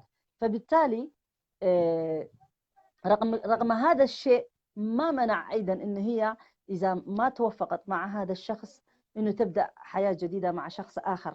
مش نهاية المطاف، لأنه يعني الحلال بين والحرام بين، قال الرسول صلى الله عليه وسلم. نحن أنا يهمني دائما، أنا أقول لهم، وأنا بعترض جدا لأخوات كثيرات يعني هنا بشوفهم اتطلقوا قبل 25 سنة، قبل 20 سنة، قبل 15 سنة، ما تزوجوا ثاني مرة. أقول ليش ما يتزوجوا؟ ليش ما تجرب؟ هي أصلا الفكرة ما ترد عندها حنان. يعني ما ترد عندها، مش منه ما يسألوهم، أكيد بيطلبوهم ناس كمان. تقول لك لا لا لا لا، أنا كيف أترك أولادي وأتزوج؟ طيب ليش؟ ما أولادك بكرة حيتركوكي لما أنت تكبري، حتبقي لحالك يعني. مع سيدتي يحمل المرأة مسؤولية تربية الأولاد ومسؤولية أن هي المسؤول الأول والأخير، ولذلك هم أخذوها تبني. يعني النساء نفسهم تبنوا هذا الأمر، ويروا أن المرأة التي تحاول أن توجد حياة جديدة وتدخل في زيجة جديدة يروا أنها ناقصة في الأمومة. أيوة. حتى لأنه صحيح. تبنوا. والفكرة أصلا فكرة عاطلة وباطلة، لأنها ليست فكرة حياة، لا تقوم عليها حياة سوية. المجتمعات السوية هي المجتمعات التي تعيش فيها المرأة حياة كما يعيش فيها الرجل، ولا تحمل ذنب ليست هي مكتوب. يعني القرآن قال لا تضار، كل تضار المجتمع. صحيح. وهذا طبعا كيف ما انت توجديه في حياتك. يعني انا من التجربه، يعني انا من الناس اللي انفصلوا عده مرات وتزوجوا عده مرات. انا احكي لكم على تجربه عملتها. نفس آه، كانت عملت ضجه كبيره في السويد كله، في ستوكهولم كله. تزوجت وعملت عرس، وكانوا اولادي انا معي، هم اللي البنات هم اللي مسكوا لي في العرس. يعني كانوا معايا بناتي وابني، يعني هم كانوا معايا. فالناس كلها قالت ايش هذا، يعني كيف تعمل هذا الشيء؟ قلت له ليش يعني انا يوم ايش اسمه الاشبين اسمه، يعني البنات لما يكونوا معاكي زي صديقاتك، كيف هم بناتي كانوا معايا، يعني كانوا يزفوا امهم، يعني زفوني انا في العرس. ف عمل ضجة كبيرة في ستوكهولم لدرجة ما تتصوري، مع انه انا في قبل كم سنة، هو عام 2009 هو هذا الموضوع، يعني كم صار له؟ عاصمة. صار له كم؟ انا 11 سنة ولا اكثر يمكن. نعم يمكن 11 سنة أكثر. يعني ساعتها يعني أنا أقل من 11 سنة عمر، يعني أقل. وساعتها بس عشان عملت هذا الشيء، وكأن أنا بنتي 80 سنة كانوا يتكلموا يقولوا شفتوا هي كبيرة وعملت كذا، وأعطوني أكبر من عمري. لا حول ولا قوة إلا بالله. وعادي يعني أنا اللي شفت إيش هو إني أنا أعمل فرح بين أخواني وأصحابي وقرايبي، وإيش فيها يعني. أنا ما حسيت إنه شيء غلط، والله ما توقعت إنه يصير في ضجة كبيرة. وكنت أقول إنه الناس تفرح تنبسط في العرس يعني. فكنت حديث الساعة، كيف يعني شفتي 11 سبتمبر كيف كان يعني حديث عنه، هيك كنت. فمن الأمهات جميل. اتصلت فيها قالت لي صديقة صديقتي أمها قالت لي سعاد والله يعني اتمحى كل ذنوبك، قالت لي كل ذنوبك اتمحى، لأنه ما في أحد ما تكلم عليكي بالسيء إلا يعني ايوه، من رحم ربي. فأنت بس محتاجة تروحي تعملي عمرة وخلاص انت ترجعي الكسبان، يعني. ف انت كسبت ايه. العرس ايوه يعني. وفرد. وعرس يعني عرس كبير صار هو. وانا ابني كان موجود واصحابه كمان جو معاه يعني، واصحابه وكانوا جنبي يعني كلهم، وحتى اصحابه مبسوط. مع رغم انه ما استمرينا في الحديث، في انفصلنا كمان ما يهم، لكن الظروف انا اللي شفتها اني انا اعمل امام الناس يعني اللي الناس كلها تعمله مش حرام. ليش انتوا تسمحوا للرجل يعمل هذا الشيء؟ طيب ليش ما تقولوا حرام لما يكون رجل يروح يجيب هو عمره 50 سنة بيجيب بنت 20 سنة ولا بنت 15 سنة، لو يتزوج ما حد يعترض عليه لأنه نعم. رجل. يقول لك رجل، طيب رجل، حتى الرجل حتى المرأة كمان لها نفس الحقوق. مع إن أنا ما عملتها من هذا الباب، أنا بالعكس عملتها من باب إنه شيء عادي هو، لأنه أشوف أنا المصريات في بلاد العربية يعني عادي عندهم العرس. كل الناس التانيين غير الحبوش، خلينا نقول الإثيوبيين والإريتريين غيرنا، عادي هو. فأنا على هذا الأساس، بما إنه أنا كمان إنسانة مش من مجتمع الحبشي بس، بما إني دخلت مجتمعات كثيرة، وأنا تفكيري مش زي تبع بلدنا. يعني أنا ما أمشي على هواهم، أنا أمشي على أهم شيء عندي إذا كان الحلال حلال بعمله، ما يهمني إيش الناس تتكلم وإيش تقول علي وإيش كذا. فدائما يعني هذا الشيء عادي، يعني بالنسبة إنه يتكلموا علي عادي، شيء عادي يعني، ما في تستغربي فيه يعني. ف اهم شيء انت انا كنت اتمنى انه الزيجه تستمر، بس بما انه اختلفنا انفصلنا. لكن هذا الموقف انا ما انساه، احب اذكره. انه اولادي كانوا دائما من الاول لليوم من الناس اللي يأيدوني. اذا عرفوا ان انا عاوزه اتزوج، ولا واحد فيهم يقول لي ليش تتزوج، ولا واحد فيهم مستحيل. يقول لي ماما اذا انت هذا يناسبك واذا هذا كويس بالنسبه لك نحن بنأيدك. دائما يقولوا لي البنات او ابني. يعني عادة الأمهات إيش يقولوا لك؟ ابني ما يسمح لي. إيش اللي بيسمح له؟ ولا ما أنا اللي خلفته ولا هو اللي خلفني؟ ما هو اللي يقرر في حياتي. أي نعم أنا هذه يهمني رأيه، أحب أسمع كلامه، بس هو مش هو اللي يقرر في حياتي. تفضلي. نعم. أيوة. هذه هي التربية. يعني عندما تربي أبنائك على أساس أن هم كل شيء في الحياة، وأن هم أملك في الحياة، وتعلقتي بيهم، وأنك أنت تركت الحياة كلها لأجلهم، هم حيتحكموا فيك أو أنت حتتحكمي فيهم، واحد من الاثنين حيتحكم. وده حيطلع صحيح. لنا صحيح.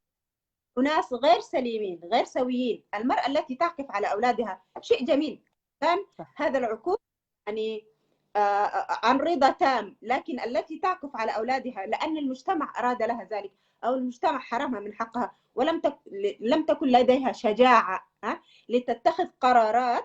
هذه المرأة تخرج لنا إيه؟ تكون أم سلطوية متسلطة، كويس؟ صحيح صحيح. يعني تجبر أولادها على شيء معين في الحياة، ويعني تقدر كمان تذلهم أو تهينهم بأن هي التي ضحت بحياتها لأجلهم، ولذلك يجب أن يضحوا هم كذلك لأجلها. أو يكون العكس، أن تكون المرأة فريسة لأولادها يتحكموا هم فيها ويشعروها بأن هم أعطوها كمان من حياتهم. وفي الحالتين حتطلع لنا يعني شخصيات غير سوية، ويطلع للحياة أسر من هذه المرأة ومن هذه الأسرة تطلع لنا أسر أخرى غير سوية، ويطلع مجتمع معقد، وهذا ما نرفضه. صحيح صحيح. زي ما ربطتي يعني الحزن، كيف يعني لما نربط الحزن بهذا الشيء، يعني نحن الله سبحانه وتعالى لما خلق الرجل وخلق المرأة، سبحان الله يعني بديع السماوات والأرض، يعني آية من آيات الله، يعني وجعلنا بينكم مودة ورحمة. لما ربنا يقول سبحانه وتعالى الرجل زي نصف التفاحة والمرأة نصف التفاحة ويكتملوا مع بعض، لا يمكن المرأة تكون كاملة إلا برجل، ولا يمكن الرجل يكون كامل إلا بامرأة بجانبه. ولذلك الله سبحانه وتعالى لما خلق آدم عليه السلام شعر بالوحشة، يعني ما لها طعم بالحياة. لما جت حواء يعني وكان نايم وطلعت قدامه وطلعت هذه المرأة الجميلة، فهو استأنس فيها يعني انبسط عليها. فهي يعني منبع الأنس، منبع الراحة، منبع الفرح لكل الناس، يعني بداية بزوجها لأولادها ولأسرتها. والمرأة تعرفي حتى لو هي تزوجت، حتى لو عندها أولاد، ما تنسى أهلها، يعني ارتباطها بأهلها. مش زي الرجل، الرجل ممكن يكون يعني يفصل دائما، أسلوب تفكير الرجل دائما يقدر يفصل يعني بين هذا وهذا. أما المرأة هي دائما يعني كيف ما قالت في واحدة محاضرة تقول يعني المرأة هي دائما من النوع اللي تستقبل، يعني هي حاملة، دائما حامل، يعني تحمل أمة، تحمل هم، تحمل هم أولادها، حامل، هي دائما حامل. والرجل هو دائما يطلع، يعني هو اللي ربنا خلقه انه هو هو يطلع وهي تستقبل. المرأة هي المستقبل، حتى في القرآن يعني ايوه يقول لك فمستقر ومستودع، فالمرأة هي المستقر والرجل هو المستودع. ايوه، مستقر ومستودع. ايوه والله بارك الله فيك والله. شوفي هذا العلم نور، العلم نور في حقيقة والله فعلا. يعني هي فعلا القرار، يعني يعني هن لباس لكم وانتم لباس لهن. يعني كيف انت القرآن يقول لنا هذا الكلام وانت تستغني تقولي والله احنا ما نحتاجين الرجال؟ لا والله محتاجين الرجال، يعني هم اخواننا. الرسول صلى الله عليه وسلم قال النساء شقائق الرجال، ما نستغنى ابدا عنهم، ومش لازم نهينهم، ومش لازم يعني نشعرهم ان احنا متسلطات وان احنا يعني دكتاتوريات وان احنا الرجل ما له قيمة في بيته. يعني كثير من الرجال الان مش مبسوطين يا حنان، مش مبسوطين في بيوتهم كمان، لانه المرأة فهمت الحرية بطريقة خطأ كمان في هذا الزمن. تشوفيه يعني تفكر ان هي الدكتاتور عليه، يعني اتقلب الموضوع، يعني صار زمان كانوا الرجال يتسلطوا علينا ونحن الان متسلطين عليهم. هذا يعني لا يقبله الإسلام. الإسلام يعني قال حتى بالنسبة للمرأة بالنسبة لزوجها هو جنتك أو نارك. يعني فعلا هو الرجل بالنسبة للمرأة يا إما جنتها في الدنيا وفي الآخرة، يا إما هيكون عذابها في الدنيا وفي الآخرة. يعني مش بمعنى انه انت لازم تطيعيها عشان تدخل الجنة، مش بمعنى هذا البس، انه فعلا لما يكون انت زوجك اللي يعني بترتاحي له، بتآنسي معاه وبتقولي له على مشاكلك، بس تستني متى الوقت يجي بس عشان تقعدي معاه، حتى تشربي فنجان قهوة معاه، فنجان شاي معاه، تساوي الدنيا وما فيها. يعني مش بالفهم مفهوم يعني بالنسبة للمرأة كمان، يعني مش فقط يعني موضوع الشهوة فقط، مع إن الشهوة مهمة جدا، يعني إن شاء الله نتكلم عنها في مجال آخر أيضا. إنه كثير من النساء لا ما بيهتموا بشهوتهم، زي بيفكروا إنه هو هذه الشهوة بس للرجل. لا حبيبتي، للرجل وللمرأة هو هذا الشهوة كمان، لأنه دائما هو مشترك. الرجل ما حيستمتع بهذه الشهوة إلا إذا كانت المرأة مشاركة معه في كل كبيرة وصغيرة، لأنه هذا شيء مشترك، مش اليد الواحدة ما تصفق، فبالتالي ما تقدر تصفقي فيها، اليدين هم اللي يصفقوا. فكل شيء المرأة مشاركتها، يعني من بداية فطرتها إلى لحدها عندها مشاركة في كل شيء. والرجل مش ممكن يكون مبسوط في هذه الدنيا إلا إذا كانت فعلا امرأة مشاركة فعالة وتفهم الدين والدنيا وتقدر تغنيه عن النساء الباغيات اللي قاعد يطلع عليهم برا، فهي ما حتكون لها دور كما طلب منها الإسلام. لأنه الله سبحانه وتعالى لما قال للرجال، يعني ما دخلنا نحن لسه في موضوع التعدد كمان، بس بمعنى انه نفهم انه حاجتنا للرجل وحاجة الرجل للمرأة. لما نفهم هذا الشيء نقدر نفهم هذا موضوع التعدد. إذا ما فهمنا هذا الموضوع إنه والله فاكرين إنه النساء، إنه الله سبحانه وتعالى لما قال لهم يعني انكحوا ما طاب لكم من النساء مثنى وثلاثة ورباعة، وبعدين إذا لم تستطيعوا فواحدة، يعني هو مش إجباري في الإسلام كمان إنه يتزوج أربعة. لكن هذا المجال اللي تركه الإسلام مفتوح هو مش من أجل الرجل فقط أبدا، هو من أجل المرأة كمان.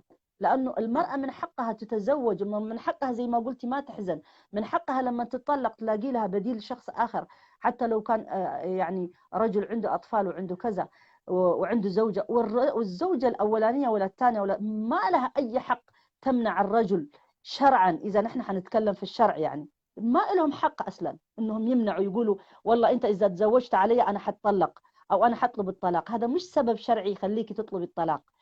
هذا السبب يخليك تدخلي في حديث الرسول صلى الله عليه وسلم: المرأة اللي تطلب الطلاق بدون سبب شرعي لن تدخل الجنة، بل مش لن تدخل الجنة ولن يجدن ريحها، يعني من مكان بعد كذا وكذا، يعني مش حتشم رائحة الجنة، مش تدخل الجنة، مش حتشم رائحة الجنة. ففيه خطورة كبيرة جدا علينا. ليش؟ لأنه هذا الشيء ربنا هو اللي حلله، ما أنا جبته ولا أنت جبتي ولا أحد جابه. فإذا كنا نعزم شعائر الله، إذا كنا نعزم الله سبحانه وتعالى في قلوبنا، في عقولنا، في حياتنا، فلا يمكن نشوف إنه هذا الأمر صعب وإنه هذا الأمر مش ممكن. أي نعم في إشكاليات يعني يحتاج يناقش كل فقرة فيها، لكن كعموم الشيء هذا ما أدخل الإسلام الزواج التعدد أجازه إلا لأنه المرأة لا تحزن، ما تبقى لحالها. المرأة يعني ما حلو تبقى لحالها، عن جد ما حلو تبقى لحالها. يعني حتى يعني من ناحية الجمال، تخيل اثنين لما يشوفيهم في الشارع رايحين رجل وامرأة ما تنبسطي؟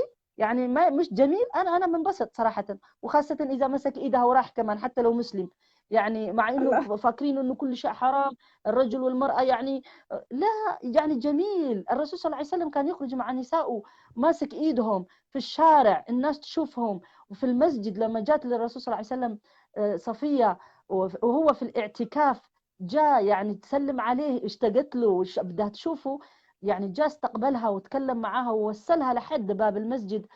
فالرجال راحوا عدوا قال لهم هذه عشان تعرفوا بس، تعالوا قال لهم هذه زوجتي صفية. قالوا لي يا رسول الله نحن نشك فيه. قال الشيطان يجري مجرى الدم من بني آدم، فلذلك عشان ما يشكوا قال لهم هذه زوجتي حبيبتي.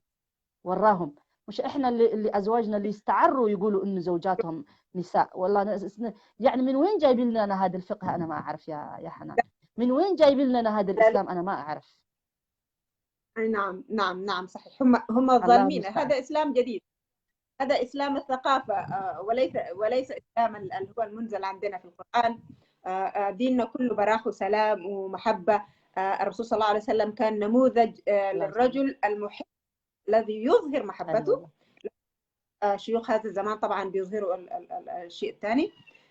خليني بس يعني انا مشكوره بشجاعتك صراحه، يعني شجاعه جودة، ويعني كونك انك كنت تعرضتي لموضوع التعدد في حلقه، وكونك انت ما تخافي ان يتم اسقاط هذه الحلقه او هذا الحديث عن الموضوع الشائك في حياتك الخاصه، ده شيء انا اكبره فيكي، ده شيء عظيم جدا. يعني صراحه مبهوره جدا بكل ما حكيتيه لنا، ثم حديثك عن التعدد ان تخشى عليك. ايوه طبعا، هو سبحان الله. ايش الايه هي بتقول؟ ومن يتوكل على الله فهو حسبه، صح ولا لا؟ ومن يتوكل على الله فهو حسبه. يعني انا اتكالي على الله كبير جدا جدا، يعني ما له حدود، يعني سبحان الله. وبما انه هذا امر الله سبحانه وتعالى، وربنا ايش قال؟ يعني من الاحاديث القدسيه، الحديث اللي يقول لنا 7 يذلهم الله حيث لا ظل الا ظله مثلا. يعني كلمة حق عند إمام جائر، صح ولا لا؟ نعم. وهذه كلمة حق عند مجتمع جائر، عند مجتمع ظالم، مجتمع عند مجتمع يعني أهدر حقوق المرأة، عند مجتمع يعني ظلم الإسلام، ظلم الإسلام.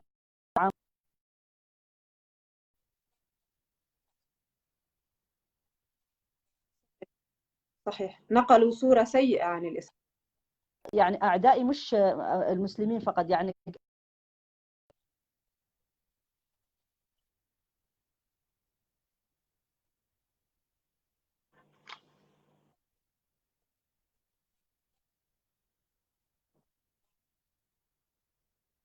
الإنترنت.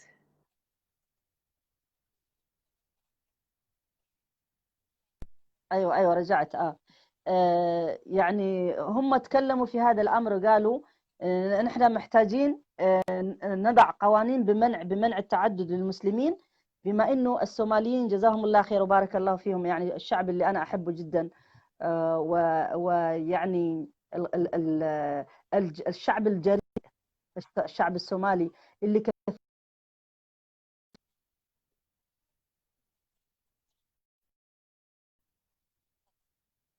من داخل المجتمع الصومالي، ويشوفوا كيف عقليتهم، كيف تفكيرهم في كثير من الأشياء نحن المفروض نقتدي بهم، مع إنه شعب أفريقي وقريب لنا، لكن نحن أبدا ما أخذنا من عندهم ولا شيء، وخاصة نظرتهم في المرأة، نظرتهم في المجتمع، ونظرتهم في دينهم، لما يتمسكوا في الدين كيف هم، ولما يتركوا في الدين كمان يتركوا، يعني ما عندهم أي مشكلة. لكن أنا هدول الناس اللي متمسكين اللي يعجبني فيهم، ما يهمهم المجتمعات الغربية ولا اللي نحن من المجتمع اللي نحن نحب نقلد ونخاف ونستحي ولازم نشبه زي الناس التانيين، لا هم ما عندهم هذا الشيء. فكانوا الصوماليين اللي عددوا أوصلوا في المجتمع، في الحكومة، أو عندنا في ايش اسمه زي البلدية، يعني مزاج جميلة. جابت، يعني البلدية يسجل فيها الأطفال وكذا. ايش اسكات تفاركت عندنا اسمهم، يعني اللي يسجلوا اللي ولدوا الزواج، وهذا عقد الزواج، السجل المدني اسمه هيك، السجل المدني يمكن سجل مدني. بالعربي، صح؟ أيوه صحيح. ايوه. هناك مظبوط. سجلوا أيوه. الصوماليين عنده امرأة واحدة مسجلها قانونيا، يقول لهم عندي 3 كمان، يقولوا له هذول ايش هم؟ هذول يقول سويحباتي، صاحبتي. احنا ما عندنا في القرآن انه المرأة هي صاحبة للرجل، الزوجة اسمها صاحبة كمان، صح ولا لا؟ يعني إذا كنا صح. هنلعب بالمصطلحات زي ما هم قاعدين يلعبوا علينا بالمصطلحات، صح؟ فيقولوا له أيوه هذه مش زوجتي، يقول لهم لا، هذه مش زوجتي، هذه صاحبتي. وفي القانون لا يمنع إنه يكون عنده 10 صحبات، في القانون طيب. السويدي ما يمنع. ايوه ما يمنع. فيسجلوا الأولاد، يسجلوا الزوجة على إنها صاحبة، لكن هي في العقد في المسجد عملوا عقد شرعي، هي زوجته في الشرع، يعني في الشرع طبعا زوجاته يعني. لكن يس. الغرب يوجد حط قوانين. بيوجد نعم. حلول في كل الماليين، شعب قوي. ايوه ايوه ايوه شعب قوي. وطيب ليش لا؟ ما هو القانون ما منع اصلا، يعني نحن تبعونا الاريتريين والاثيوبيين عشان خايفين من هذا الشيء يتزوجوا من وراء نسوانهم، في كثيرين متزوجين بالسر، يعني سواء في بريطانيا او سواء في السويد، مليانين عندكم اكيد كمان موجودين. نعم. رجالنا الجبناء، معلش مع احترامي لكل الرجاله، بس يعني الجبن وين وداهم، وين وصلهم الجبن. بس مع انهم يسامحوني، انا عمري ما اسب ولا احب اقول كلام سيء، بس الجبن مش مسبه يعني. بصفة عامة، لا مش مسبة، مش مسبة، بصفة عامة مسألة الجبن موجودة بشكل أو بآخر في الشعب، سياسيا اجتماعيا، وحتى في موضوع الزواج هو موضوع اجتماعي طبعا. يعني صفة الجبن موجود، صفة سائدة. كويس. ما صح. نخجل من ايوه أشياء لأن بنحاول نحلها. ايوه. طيب. فهم طيب صفة الجبن فهم موجودة عند الرجال. اعتقاد أستاذتي إنه الزوجية هي ملكية، هي عقد ملكية مش عقد زوجية. الرجل ملك للمرأة، ولذلك يتحكم كل طرف، الطرف صحيح. الأقوى يتحكم في الآخر. لو الرجل حاول إن هو يتزوج، يعني المرأة تحارب بإنه أولاد، وإن هي يعني تضغط وتر إني أنا سأولاد، وكل من فكرة الملك فتمتلكني. يعني في طرف بيطمع وبيمتلكه. هذه هي الفكرة فينا يعني صحيح. الزوجية. هي غير موجودة عند الإخوة الصوماليين، غير موجودة عند الموريتانيين، غير موجودة عند شعوب أخرى. ممكن يعددوا بارك إن الزواج هو يعني. بارك الله فيك. وطبعا النساء ممكن أكثر المعارضين بالنسبة للموضوع هذا يكون النساء. بالنسبة إلي ليش هي أصلا تطرح هذا الموضوع، إيش محتاجينه ممكن يقولوا. بس أنا يهمني في الأول وفي الآخر رضا الله سبحانه وتعالى، مش رضا الناس. سواء الناس رضيت أو ما رضيت، نحن كلنا راح نروح للقبر وراح نموت وراح نحاسب على أعمالنا وعلى أقوالنا، وكلها حتكون لنا شاهد لنا أو شاهد علينا. فأنا بما إني أنا أتكلم عن أمر ربنا أحلله ربنا أحبه، والرسول صلى الله عليه وسلم كمان قال بسنتي يعني يعني توالدوا وتكاثروا إني أباهي بكم يوم القيامة. قال فأنا أرفع شيء الله ورسوله يحبه يعني.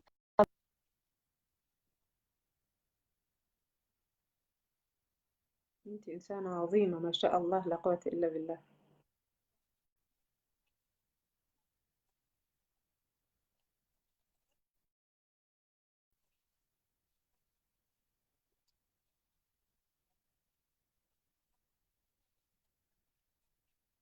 بس نحن لازم نعرف متى أنا أقف في الحق. لما يصير حقي أنا ويدير بالآخرين أتوقف يعني. فهم لما عملوا هذا الشيء، أكمل لك القصة، وجدوا أن الصوماليين بالإحصائيات عندهم اللي عنده زوجتين، اللي عنده ثلاثة، اللي عنده أربعة، عدد كبير، عدد كبير وجدوه. فإيش قالوا هم؟ شوفي، صاروا يفكروا في خطوات أمامية. فإيش صاروا يقولوا؟ طيب الظاهرة هذه قاعدة تكثر، ممكن تكون بعدين ظاهرة عادية عندهم في المجتمع الغربي، مش عاوزين هذا الشيء. فقالوا هم يعددوا، يعني يخلوا عادي إنه الرجل والرجل عادي والمرأة والمرأة عادي، ويحطوا لهم قوانين وتصبح عندهم حلال، مع إنه هذا شيء الله سبحانه وتعالى يكرهه ما يحبه عادي. لكن إنه هذا الموضوع يجي لا، لأنه يربطوه دائما مع الإسلام وهم يخافوا من الإسلام. فإيش قال واحد طلع من الدكاترة في الجامعات، عمل بحث ووجد هذا الشيء، وقدم وثيقة للحكومة إنه لازم تكونوا تطلعوا لنا قوانين تمنع من الزواج باثنين أو ثلاثة. فالصحفية هذه حبت تثير هذا الجدل، بما إنه إعلامية تعرف الإعلاميين، وراحت تدور في المساجد من المسلمين اللي يتكلموا في هذا الأمر. شوفي إيش المصيبة اللي صارت. طبعا المساجد عندنا الجمعيات الحكومة تخصص لهم ميزانية كل سنة، بما إنه المساجد هي بتعتبر من المجتمع اللي فيها نشاطات تأتي فيها المرأة والأطفال، فهم يقدموا على إنه هذا المال عشان تنشطي أنت في لغتك في دينك. سبحان الله، الدولة هي يعني تقدم لنا هذه المساعدة، الدولة مالية تطلع لكل الجمعيات، فهم يستقبلوا هذا الشيء. وطبعا لما يعطوك الفلوس يطالبوا منك كمان ان انت تلتزمي بقوانين البلد ما يخص حقوق المرأة، حقوق الطفل، وانه المرأة ما تنضرب ما تتهان وكذا وكذا، هذه كل الاشياء. فمن ضمنها المسلمين اللي مش قادرين يواجهوا المجتمع يقولوا ان هذا جزء من قرآننا، فقالوا انه موضوع المرأة أربعة تعدد هذا فقه ما نتكلم عنه ونشيله، نحطه نركنه على جانب. قالوا فهي راحت تدور في المساجد، ما حد عاوز يتكلم لانه خايفين يقطعوا عليهم الفلوس بعدين. فعملت جوجل وجدتني انا، بما انه كنت نشطه زمان يعني في الميديا وكله، اتصلت علي قالت لي انت يسموني امامه سعاد من الاختلافات اللي يسموني بس باللغه السويديه كيفين لي امام سعاد عبد محمد، كيفين لي امام يقولوا لي المراه الامامه سعاد. وعمل جدل كبير في السويد يعني، مع انه الامامه ان شاء الله بنتكلم عنه في مره اخرى.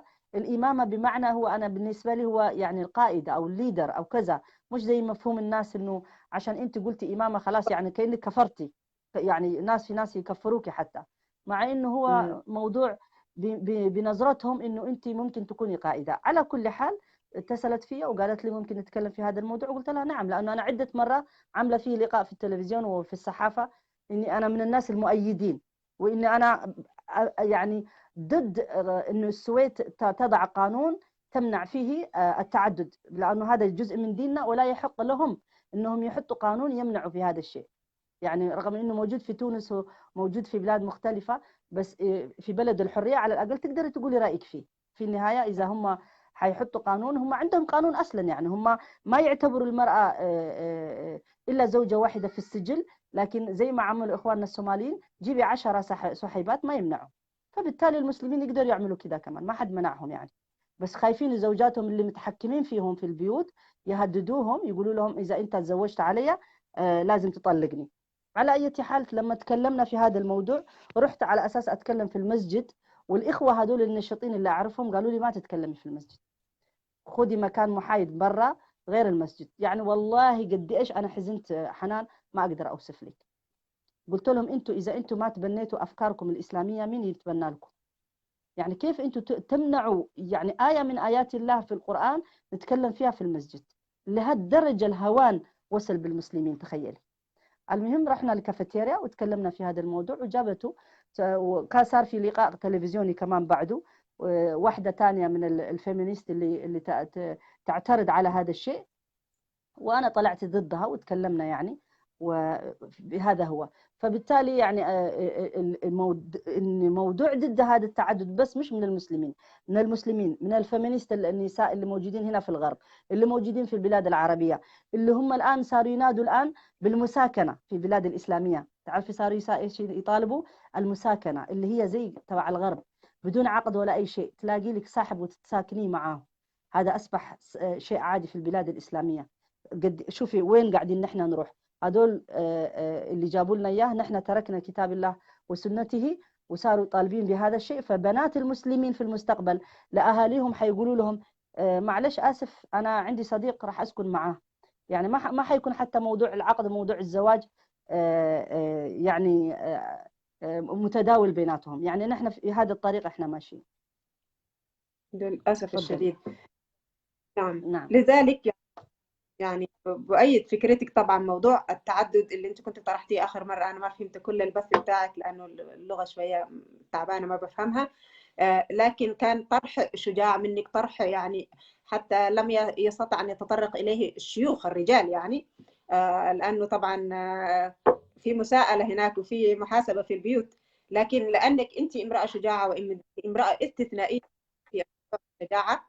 وهذا الموضوع على فكره يعني هو ليس خصم على المرأة في الوقت الحالي لنفسها، هي خصم عليك لأولادك، للزمن اللي جاي، لأولادنا اللي كبروا في دول يمكن ثقافتهم الإسلامية نصف ثقافتنا. فشيء طبيعي إنه لو لم نتدارك من الآن ممكن حتى أولادنا وأولاد أولادنا، ودي تكون مسؤولية على رقابنا نحن. فنصيحتك الأخيرة للنساء اللي يعني أنا كثير من البنات أو الشباب قاعدين ينفصلوا للأسف الشديد في دول الغرب، يمكن صارت خلاص يعني ظاهرة كبيرة، يعني أن حتى الناس ابتدت تحجم عن الزواج يعني ويعني من الخارج، وإن هم يجيبوا بنات مثلا من خارج الدول الغربية وبعد كده ينفصلوا.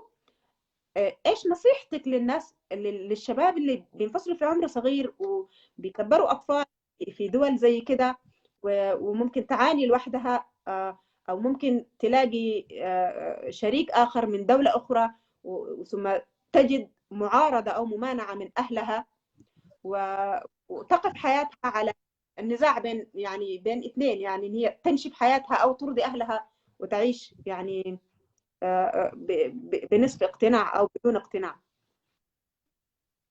هو شوفي سبحان الله، يعني نحن عندنا عدة جبهات، يعني لازم أولا يعني أنا بستغرب كيف سواء كانوا العلماء أو السياسيين أو المثقفين، يعني أنا نفسي أفهم وين هم من هذه المشاكل كلها، يعني ما يقدموا حلول. يعني نحن نعرف أن في مجتمعاتنا في علماء مثقفين كثيرين جدا، بس المشكلة نحن فصلنا الثقافة والعلم عن المجتمع. يعني فاكرين أنه هم لما يكون عندهم مؤتمرات ومحاضرات ويعني لقاءات، وإذا ما تطبقت في واقع في الحياة عمر ما كان الإسلام جاي نظرية في السماء وما في واقع. الرسول صلى الله عليه وسلم كان أكثر الناس يعني احتكاكا بالمجتمع تبعه، يعني مجتمع كله مجتمع يعني عانى معهم أثناء الفقر وأثناء الشدة وأثناء الحرب وأثناء وفي كل شيء. ما في شيء يعني في السنة الرسول صلى الله عليه وسلم ما تواجد فيها. فهذا دليل على إنه الناس المغيرين كمان لازم يكونوا يعني سعيهم يكون التغيير من الداخل، من المجتمعات الصغيرة، من بداية من الأسرة. فلذلك يعني إن الآن الظاهرة اللي موجودة سواء كانت ظاهرة الانفصال أو الشباب الصغار اللي قاعدين ينفصلوا، أنا في رأيي إنه نحن دائما نرجع لكتاب الله وسنة رسول صلى الله عليه وسلم أولا، يعني لأنه هو هذاك المرجع المريح تماما. لا يعني ما دام أنت موجودة في الحلال العالم كله لو يتكلم عليكي ما لا يقدم ولا يؤخر شيء. دعيني بس الإنسان الآية القرآنية اللي هي تختصر هذا الكلام، اللي هي كنت ذكرت، اللي هي بتقول فيما معناه، أنا مش حافظة الآية تماما: ولا تكرهوا فتياتكم على البغاء إن أردنا تحصنا. أيوة وقلت لك صحيح فيها رأي بأن هي هذه الآية صالحة لكل زمان ومكان. وفي زماننا الإكراه على البغاء هو ليس بإكراه على يعني البغاء المعروف، اللي هو بأن أحد الرجال يعني يدفع بابنته أو بأخته أو بزوجته إلى البغاء. لا، هذا طبعا غير مقبول عقلا، لكن ولا القوادة ولا الأشياء هذه، لكن قد يدفعها بطريق آخر عندما يمنعها من الزواج الرسمي، عندما يمنعها من الطريقة الصحيحة للزواج، عندما لا يعطيها المساندة، عندما لا يكون مؤازرا لها، عندما يرفض أن يكون وليا لها. هذه اضطرار إلى البغاء، والبغاء ليس نعم هنا، إنما يعني محاولة الوصول لشيء بطريق شاق أو صعب. نعم مسؤول مثلهم. اوكي، كان في سؤال في شو اسمه. صحيح يعني الآية اللي قلتيها اللي هي في سورة النور، الله سبحانه وتعالى يقول: ولا تكرهوا فتياتكم على البغاء إن أردنا تحسنا لتبتغوا عرض الحياة الدنيا ومن يكرههن فإن الله من بعد إكراههن غفور رحيم. يعني طبعا هذه الآية لها أسباب النزول، إنه كانوا زمان الرجال يستعملوا زي ما هم بيستعملوا الآن المرأة في الأفلام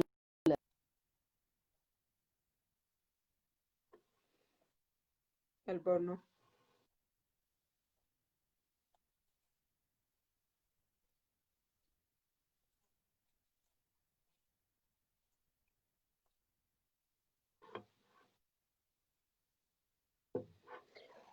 الإنترنت عند الأستاذ سعاد أو الإنترنت عندي أنا؟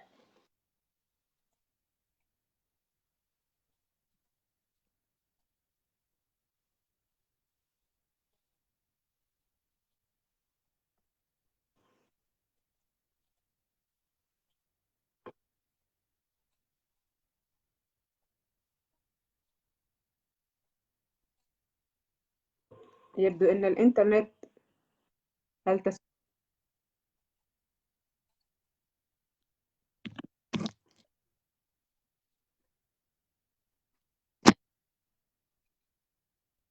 أنا لا أدري أين ذهبت الكاميرا. معي أستاذة؟ أنا معاكي بس الكاميرا تبعتك مش موجودة. أنا بعمل شايفتني؟ هيك كده الكاميرا راحت. أيوة نعم تفضلي. أيوة الآن أوكي طيب تمام. طيب فبالتالي يعني على عدة مستويات ممكن ننظر لهذه الآية، ومن ضمنها نحن إذا شفناها في مجتمعاتنا إحنا الصغيرة، يعني الأهالي كانوا يتكلموا الآن في وطرحتها أنا كنت الموضوع هذا بعد انفصال الأهالي ما يتعاملوا مع أولادهم، بما إنه زي ما قلتي حضرتك في الأول، قلتي المرأة الحزينة، المرأة الديسبرات، يعني إيش حتفرز في المجتمع غير الحزن، غير الوجع، غير يعني هم انفصلوا مع أزواجهم، حزينات بائسات، معلش يعني عبوا حشوا أولادهم إنه يكرهوا أبوهم.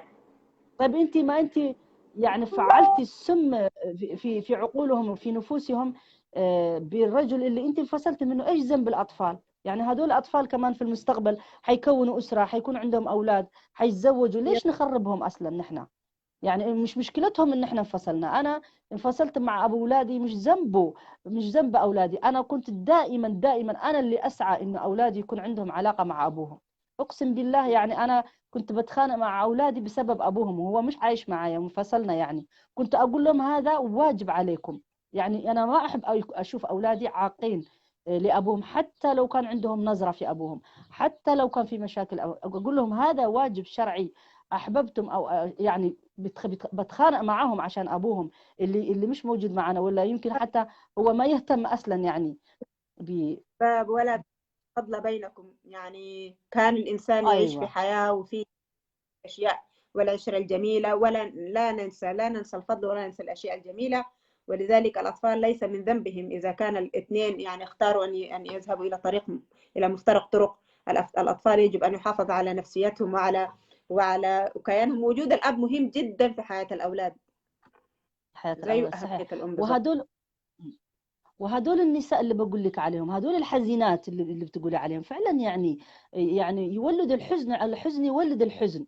فبالتالي إذا نعم. هي كانت تشوف نفسها أنا انفصلت معه خلاص، حتى لو ما قررت تتزوج شخص ثاني كمان، ما تقعد تراقب حياة الرجل اللي انفصلت منه، مين تزوج، كم خلف، إيش عمل، زي يعني تربص كده يعني طول حياتها بتراقب حياة طليقها. يا بنت الناس، أقول أنا مالي وماله يعني، ليش ما أنا أعمل حياتي؟ لأن ليش ما تتزوج هي؟ ليش ناس كثير، نساء نعم. كثير يسألوهم، يطلبوا منهم ما يتزوجوا. جربي يعني، حتى لو فشلت التجربة، تفشل مرة تفشل مرتين، إلا في الأخير ممكن تلاقي الشخص اللي أنت كنت تتمنيه وتنتظريه.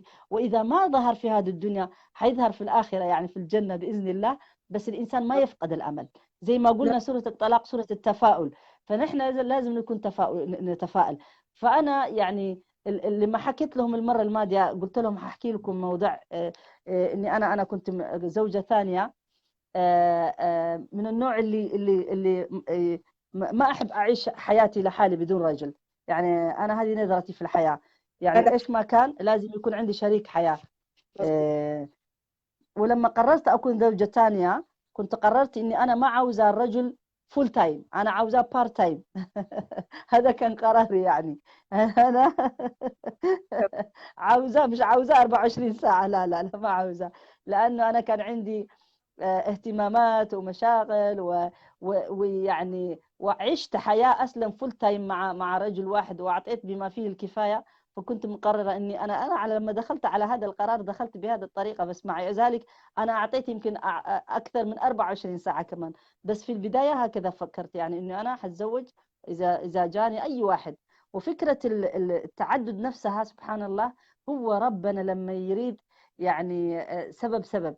أول تجربة لما جاتني طرحت علي بعد ما سنوات كثيرة، كنت دائما أسافر على الأردن. فآخر مرة رحنا مع أولادي زيارة، يعني نسافر للأردن. فهناك لقيت مدرس جامعة تبعي اللغة العربية، كان هو فلسطيني الأصل، لكن كان عايش في الأردن، يعني عاش في الأردن من زمان. فكان جدا فكاهي يعني دكتور. ولما كان يعرفني أنا كنت متزوجة وعندي أولاد. لكن لما رحت السفر وتقابلنا في مكان، هو كان تارك التدريس وصار بيزنس مان وكذا. فشافني مع أولادي وتعرف على أولادي وكذا.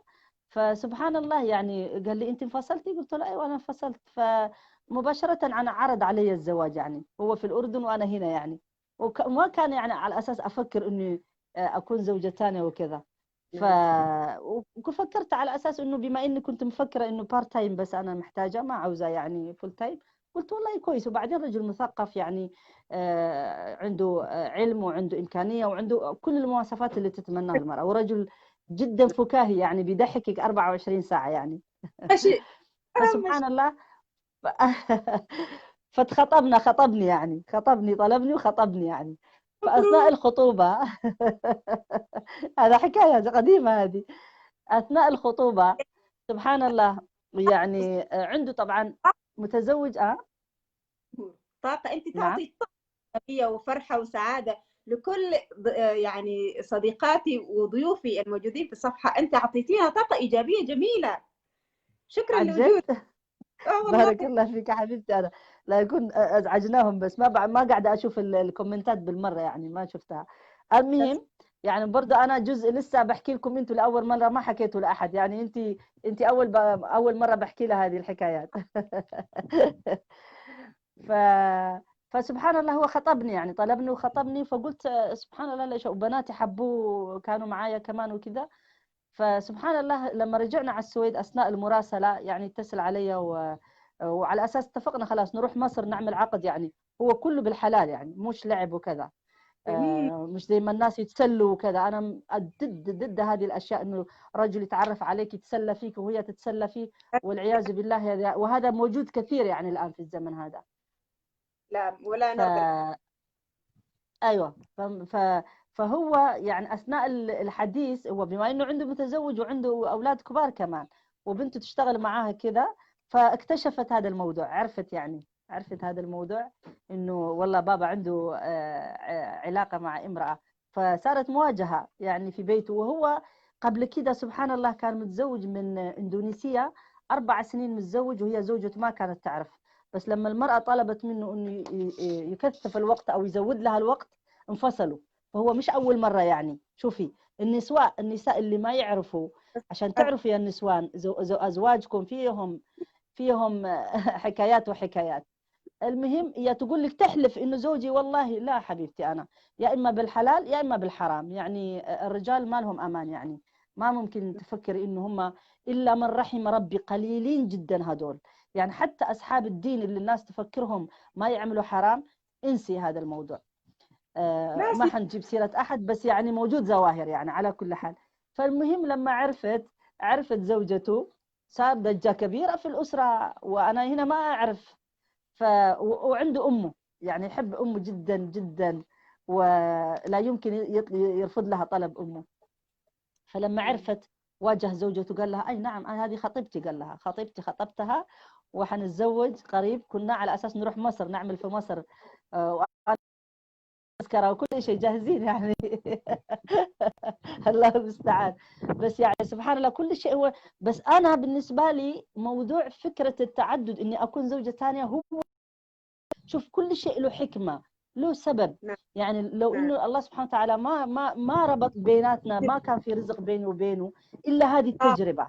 وتجربة جميلة جدا يعني. بما انه انا مع انه حزنت عليها، لانه انا كنت مفكرة انه يعني اخيرا وجدت شخص يفهم علي وافهم عليه، وثقافته قريبة من ثقافتي، وعنده دين وكذا. يعني مش دائما تلاقي، بالذات انت كامرأة في مجتمعاتنا ما تلاقي دائما. هدول الرجال ما يجي ناحيتك، لانه اولا يخافوا، يقولوا هذه امراه متعلمه وعندها كذا، بيخافوا منك. الرجل القوي، الرجل الواثق بنفسه، ما يهتم اذا كانت المراه متعلمه ولا لا، لانه هو، او انا كمان، انا ما احب الرجال الضعيف، اكره الرجال الضعيف. يعني لو الرجل حيتزوجني انا لازم يكون اقوى مني، يعني في المينتاليتي، في الشخصيه، ما يحس انه هو يضعف بسببي انا، والا انا ما عاوزاه، يعني ما يلزمني. يعني فهمتي علي؟ المهم كله هذا نعم. تفضل. بس لطيف نعم. والله العظيم. الله يسلمك. فهذا الرجل كان يعني شفتيه كمان. واحد ثاني كان يقول لا مش كلام صحيح، انا ما عمري فكرت فيها، وانا عجبني موقفه انه كان رجل حق وقال الحق، وانا انسفني وما ظلمني. شفتي؟ وهو لسه خاطبني ما ظلمني، قال هي خطيبتي. يعني انا كثير كثير بحترم هذا الشخص، حتى لو ما صار شيء، لانه ما حطني بصوره اتهام اني انا والله بتسلى معاه وبلعب معاه. يعني ما حطني في هذا المجال. يعني الله يجزيه الخير، يعني حتى لغايه اليوم اقول الله يجزيه الخير، لانه كان قوي وقال انه انا هذه خطيبتي.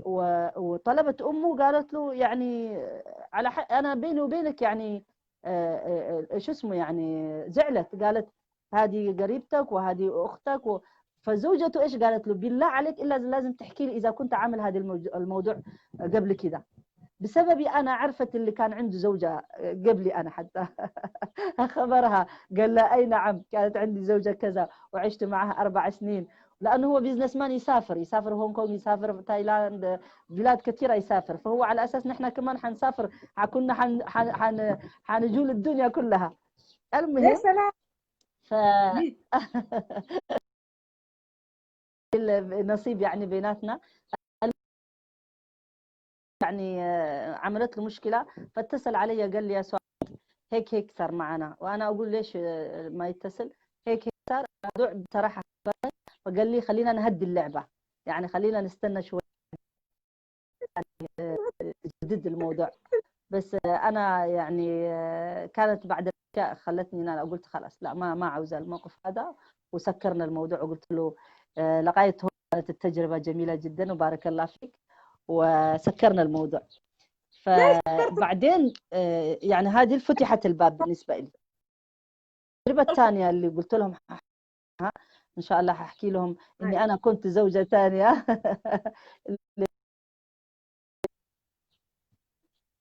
نعم ما سمعتك الصوت. تفضلي. أيوة. فأنا قاعدة أتكلم، لما أتكلم موضوع هذا بتكلم من تجربة. يمكن ربنا حطني في هذه التجارب كلها عشان يمكن ربنا حاب إني أنا أرفع هذا الموضوع فعلا، لأنه هو حل لمجتمع كامل، مش حل بس لأفراد معينين. لأنه هذا الحل اللي يعفنا، ما يخلينا نوقع في الزنا، ما نخلينا رجال تانيين يستعملونا نكون عشيقات ونستخبى في أشياء. يعني حتى موضوع انه الان الزواج بالسر هذا انا صراحه ما بايده كليا وما بكرهه كليا. عارفه ليش؟ بما انه النساء والمجتمع كله لسه الباب اللي ربنا حلله، معلش معناته انا اعذروني اني انا حقبل اتزوج مع رجل زوجته ما تعرف، بس اني انا ما حوقع في الحرام. يعني هذا لانه حق شرعي ربنا اعطاني، ما له اي احد يمنعني فيه. وبعدين ما تقولوا لي انه انت اخذت من الرجل من زوجته، انا ما اخذت الرجل من زوجته. الرجل يجيني يطلبني، وهذا الشرع حلل، وهذا نصيب لغايه عندي لما يجيبوا، معناته هذا نصيبي ربنا كتب لي اياه من الازل مش من الان. فبالتالي يعني عيب نحن نقول انه واحده اخذت، يعني اللي تاخذ هي العشيقه، هي اللي تاخذ من شو اسمه هذه اللي في السر، واللي تروح بالحرام. واللي نسواننا مع الاسف نسواننا المسلمات يقبلوا هذا الشيء، يقولوا لك لا ما مشكله، يروح يزني، يروح يكون عنده عشيقه بس ما يتزوج عليها. والله انا يعني اخجل من هذا الراي، اخجل من هذا الراي، انه انت تقبلي انه زوجك يزني ويجي لك وهو زاني، وربنا يعني جعل الزنا من الكبائر، وانت يعني قاعده تقولي انه زوجك عنده كارت جاهز يدخل فيه جهنم والعياذ بالله، وانت قابله. معناته انت زوجه مش امينه، زوجه ما تحب زوجك، زوجه ما تحب تعفيه، لانه هذا الرجل لازم يتعفف، وتكوني انت كمان حريصه على انه يكون عفيف ويكون شريف، مش يروح يلعب ببنات الناس، لانه انت اذا رديتي بكره حيلعبوا ناس ببناتك. هذا هو اللي لازم نعرف. انت ما رضيتي على زوجك انه يتعفف، معناته في دار الرسول صلى الله عليه وسلم ايش قال؟ انتوا تروحوا تزنوا بالفلوس، في بيتكم حينزني ببلاش بدون فلوس، حينزني ببلاش. في احاديث تقول هذا الكلام.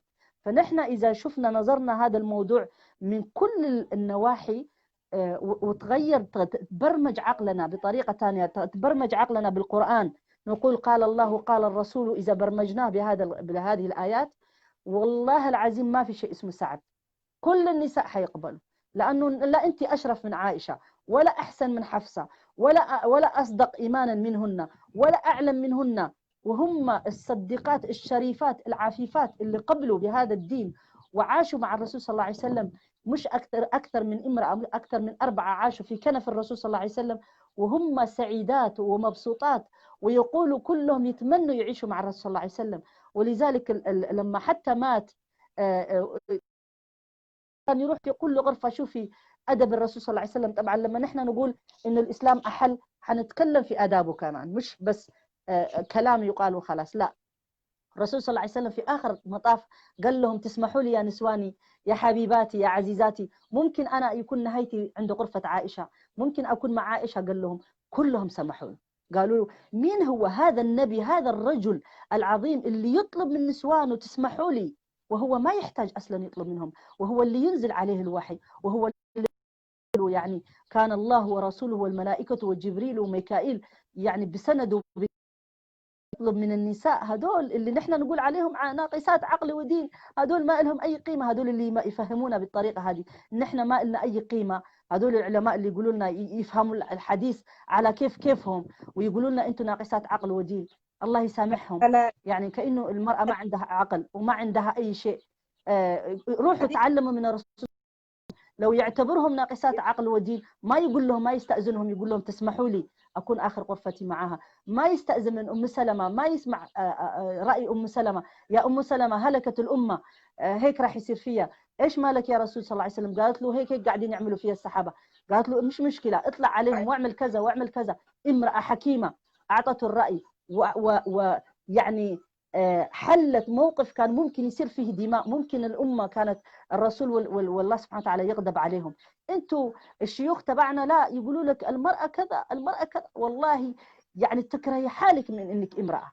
هم يكرهوا، بس الحمد لله انه الرسول صلى الله عليه وسلم قال ما ان تمسكتم بشيئين لن تضلوا من بعدي، كتاب الله وسنتي. دعونا نرجع للكتاب ودعونا نرجع للسنة وحنجد نفسنا، لا نسمع لا شيخ فلان ولا شيخ علان ولا احنا عندنا يكفينا فخرا بالقرآن، يكفينا فخرا بأحاديث الرسول صلى الله عليه وسلم الصحيحة.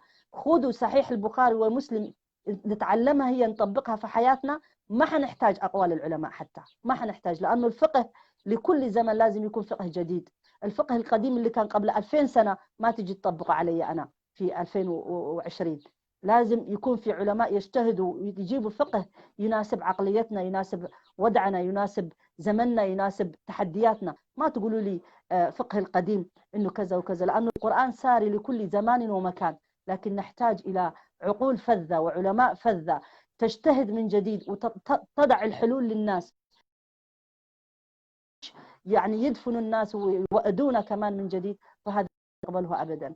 بارك الله فيك، الله خير، أطلت عليكم يعني. وهذا طبعا أهات تبع السنين كثيرة خرجتيها أنت تقريبا كثير منها وإن شاء الله يكون لنا لقاءات أكثر يعني، حتى ما نكثر عليهم حتى ما يكونوا أوفردوس يعني اليوم، خلينا نخفف. مش حيكون الأخير، ده اللقاء الأول، ولكن اللقاءات اللي جاية كلها إن شاء الله حتكون يعني بتخصص أكثر. اليوم يمكن كان شحنة كبيرة مرة واحدة، تعرفنا عليك وسعدنا جدا بخبراتك، وأنت إنسانة نقية. أنا صدقيني أنا مبهورة جدا وسعيدة جدا بهذا الكم الإيجابية الجميلة اللي عندك، وإنك أنت لا يعنيك المجتمع في شيء، أنت يعنيك فقط الله، إنك أنت تقودي العالم إلى النور، لا يعنيك إسقاط أي شيء عليك ولا قيل والقال. صدقيني حتى إلى هذه الشجاعة صراحة اللي عندك فيها، لازلت أنا يعني أتوسم في نفس الشجاعة، لكن في بعض الأشياء برضو يعني إيه يجذبني المجتمع وأخشى على أولادي أو أخشى شيء، لكن أنت طلعت يعني فقت كل التصورات وكل الله عليك. الحمد لله، جميل. هذا من فضل ربي، نسأل الله سبحانه وتعالى أن يتقبل منا في النهاية في الأول وفي الآخر، هذا هو. ما شاء الله عليك. الله يسعدك. أنا سعدت جدا بيكي وبجمهورك الجميل. أنا لسه ما قرأت أي كومنت، يعني أرجو إنه العربية تبعتي صارت مكسرة أكيد، يعني من كثر ما تكلمت ال7 سنين هذه. لغتك ممتازة جدا جدا جدا، أنا مبهورة بلغتك، مبهورة بثقافتك، مبهورة بنقائك، مبهورة بشجاعتك، مبهورة بكل شيء جميل. الله يسعدك، يعني الله يكثر من أمثالك. تسلمي حبيبتي، وإن شاء الله لينا. بارك الله فيك. نحن محتاجين يتكلموا، يعني نحن محتاجين فعلا الشابات، يعني أرجو من الله إنه في المستقبل يعني فعلا يتجرؤوا، لكن جرأتهم ما تكون على كتاب الله وسنة رسوله. أنا هذا اللي أنا أكرهه، لما المرأة يعني أول ما شطح نطح زي ما يقولوا، أول ما تلاقي حرية تجي ضد الإسلام وضد القرآن وإنه الإسلام ظلمنا وإنه يعني هذا كثير يوجعني، لأنه هذا مو حرية صراحة. الحرية إنه أنا أجد تحت كنف القرآن وتحت كنف السنة حريتي، لأنه فعلا موجودة حرية هناك، حرية جميلة جدا. ما تقبل أنه أنت تكوني عبدة لأحد غير الله سبحانه وتعالى. لا يقبل الله سبحانه وتعالى أنه تكوني مشركة. يقول لك اذكروني أذكركم، يعني يقول لك أنت اذكروني أنا ربنا يذكرك. يعني إذا ذكرتني في نفسك ذكرتك في نفسي، وإذا ذكرتني في ملأ ذكرتك في ملأ خير من ملئك. يعني سبحان الله، لكل الناس، للرجال وللنساء. ديننا دين جميل، دين محبة ودين احترام، ودين يعني يقيد كل شيء بحيث أنه ما يظلم أحد، دين يكره الظلم. الله سبحانه وتعالى قال إني حرمت الظلم على نفسي وحرمت لا تظالموا. فكيف يعني هذا الدين يظلم بموضوع المرأة؟ كيف هذا الدين، كيف نقول إنه ربنا ظالم؟ يعني أنا يوجعني جدا إنه المسلمين يطلعوا يقولوا إنه الإسلام ما أعطى حقوق المرأة، أو دايركت أو إندايركت، يعني ما هم بالأعمال كمان فعلا الإسلام يظلم المرأة. فبالتالي نحن لازم نطلع نرتفع على هذا الشيء، لأنه القرآن والإسلام العربيات اللي كان عندهم الحرية الكاملة انهم يكونوا فاسدات، انهم يكونوا فاسقات، انهم يسكروا، انهم يعربدوا، انهم كل شيء، تركوا كل شيء وراءهم، دخلوا الإسلام وقبلوا بالقرآن وقالوا نحن أنقذنا القرآن وأنقذنا الإسلام. فكيف نحن يا أمة الإسلام، يا أمة نساء المسلمات، نحن نكون ضدهم، نقول القرآن ظلمنا، القرآن كذا عمل لنا؟ ليش؟ يعني كيف هم وجدوه ونحن اللي في عندنا قاعدين نرميه ونقول لا هذا هو اللي ظلمنا؟ يعني هذا يعني مأساة، عن جد مأساة حنان. على أن يظهروا لنا بنات شابات يعني في عمري وفي عمرك وفي عمر أصغر، يطلعوا يحملوا هم هذا الدين وهم هذا الدعوة، وفي كل في مجاله. أنت ما شاء الله إعلامية، واحدة في الدعوة، واحدة في المجال تكنيك، ومجال أي مجال الإسلام فيه حاضر، ما في مجال ما يدخل فيه الإسلام. فبالتالي نحن نشجع كل النساء انهم مش بالضروري عشان انت تطلعي تكوني بس تعرفي في الشرع وتعرفي في الدين. انت ما شاء الله عليكي قدمتي اشياء كثيره زي ما شفتها من خلال معرفتك بالاعلام وبالشرع، قدمتيه بطريقه جميله، ما يمكن انا ما قدمته، يمكن حدا تاني ما قدمه. فنحن نكمل بعد، يعني كلنا نكمل بعد، انت تاخذي جانب، انا اخذ جانب، هديك تاخذ جانب، والاخوه والمؤمنون والمؤمنات بعضهم اولياء بعض. الرجال الدعاة والمسؤولين اتقوا الله في أخواتكم، اتقوا الله فينا، ما تحطمون أكثر مما حطمنا في هذا الزمن والعصر كله. أنا عمر وصلت في 50، يعني ناضلت كله من بداية، من أنه أنا صغر من البيت حتى الآن، وما زلنا نعاني. ما زلت أنا ناس يعترضوا علي يقولوا كيف المرأة تخرج تدعو، كيف تستعمل السوشيال ميديا. يعني الحمد لله أن أنت مش اللي أنت اخترعت السوشيال ميديا، اخترعوا شخص ثاني، الله يجزيه الخير، الله يبارك في عمرهم. جمعوني بيك من أستراليا وأنا في السويد، أنا أنت في بيتك وأنا في بيتي، معترضين على هذا كمان يا حنان. تخيل إنه معترضين على هذا، أنا في بيتي وأنت في بيتك ولابسين لباسنا، معترضين على إنه كيف نطلع نتكلم. يعني والله مع إنه هم ما اخترعوا هذا الشيء. ما يكفي إنهم يمنعونا في المساجد، يمنعونا في أماكن ثانية، حتى السوشيال ميديا الرجل العقل، الرجل الغربي والفد اللي نور العالم كله بهذا الشيء، أنت جاي تعمل لي حلال وحرام فيه؟ اتق الله. لأنه إحنا في الإسلام عندنا الأشياء كلها، الأصل في الأشياء الحلال، يعني ما يكون حرام إلا بدليل. فإذا أنت بتحرم علي لازم يكون عندك دليل، ما تحرم شيء بدون دليل. فنسأل الله سبحانه وتعالى أنه نقدر نوصل رسالتنا ورسالتك. بارك الله فيكم وجزاكم الله خير. أكيد أنتم كتبتوا، كان عندهم أسئلة، أنت ما شفتي أسئلتهم؟ أنا شايفة، لا كان أنا في في أخت. عايز يتصل وعايز تقريبا عنده مداخلة، تحبي تاخذي المداخلة؟ أي خلاص، تفضلي نسمعهم. أنا في طالب ماسنجر لو حبيت،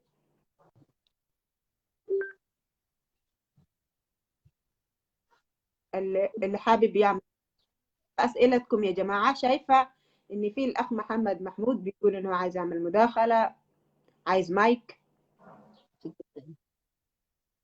ما فيش أسئلة معينة، أنا مش ظاهرة عندي لأنه عندي نصف شاشة فقط والنصف في الآخر معاكي يا أيوة أعزائي. طيب، في واحد محمود ممكن مايك قاعد يقول محمود محمد محمود حنفي. اتفضل المايك، اتفضل اتصل على الماسنجر وأنا ما عندي مشكلة، اتفضل. هو أنا مش مضاف عندي، تقريبا انت اللي حتتصل يا اخ محمود. سمعنا، اتصل لو سمحت. يا عزيزاتي، ان شاء الله مبسوطين.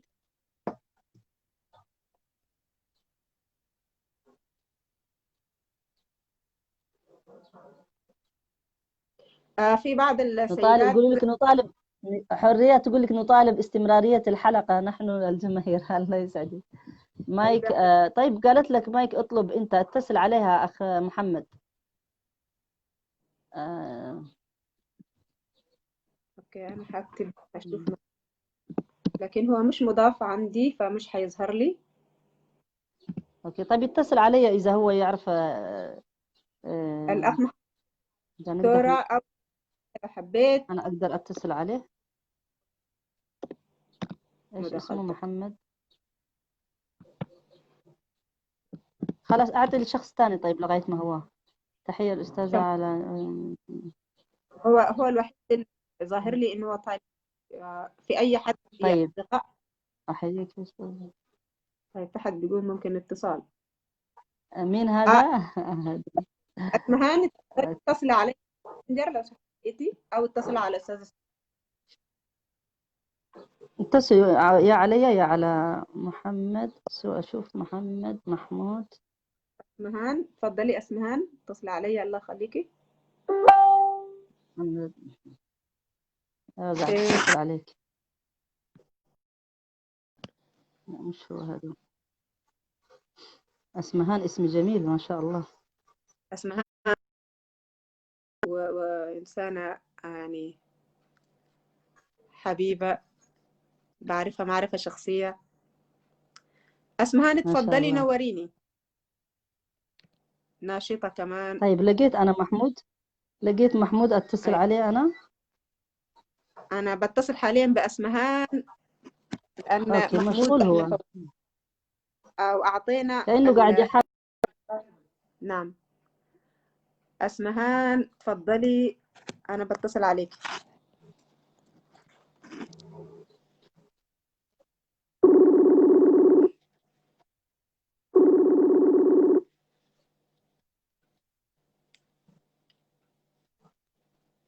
ألو. الو، السلام عليكم. عليكم السلام ورحمة الله وبركاته. أهلا أسمهان، يا تفضلي. هلا وسهلا حنونة، كيفك؟ والله سعيدين جدا بالحلقة. معلش دخلت متأخرة. ومهمة جدا، حلقة مهمة، وزي بعد الأخوات اللي بتكون بشكل مستمر. لأنه نحن كنساء في أشياء كثيرة، مفاهيم مغلوطة في ديننا ما فاهمينها بالشكل الصحيح. ونحتاج مش رجل يوضحها لينا، رجل يوضحها بعد الهنا، لكن يكون كويس وأفضل لو زي الأستاذ عاد يعني يوضح لنا أشياء زي ما ذكرت من شوية، مثلا ناقصات عقل ودين. وفي أشياء كثيرة يعني. أنا توضحي لنا الحاجات هذه وتكون على شكل حلقات.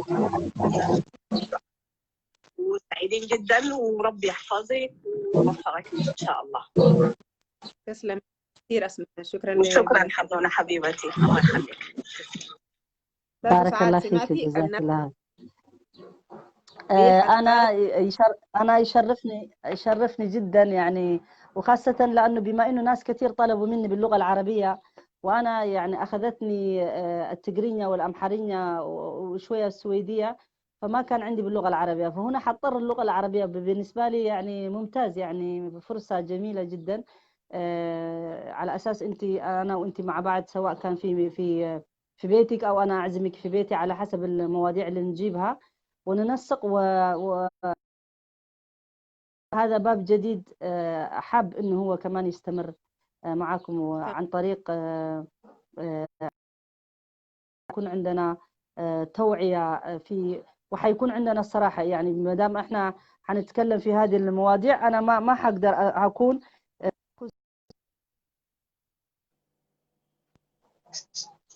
السلام عليكم. سمعتوا أخ محمود؟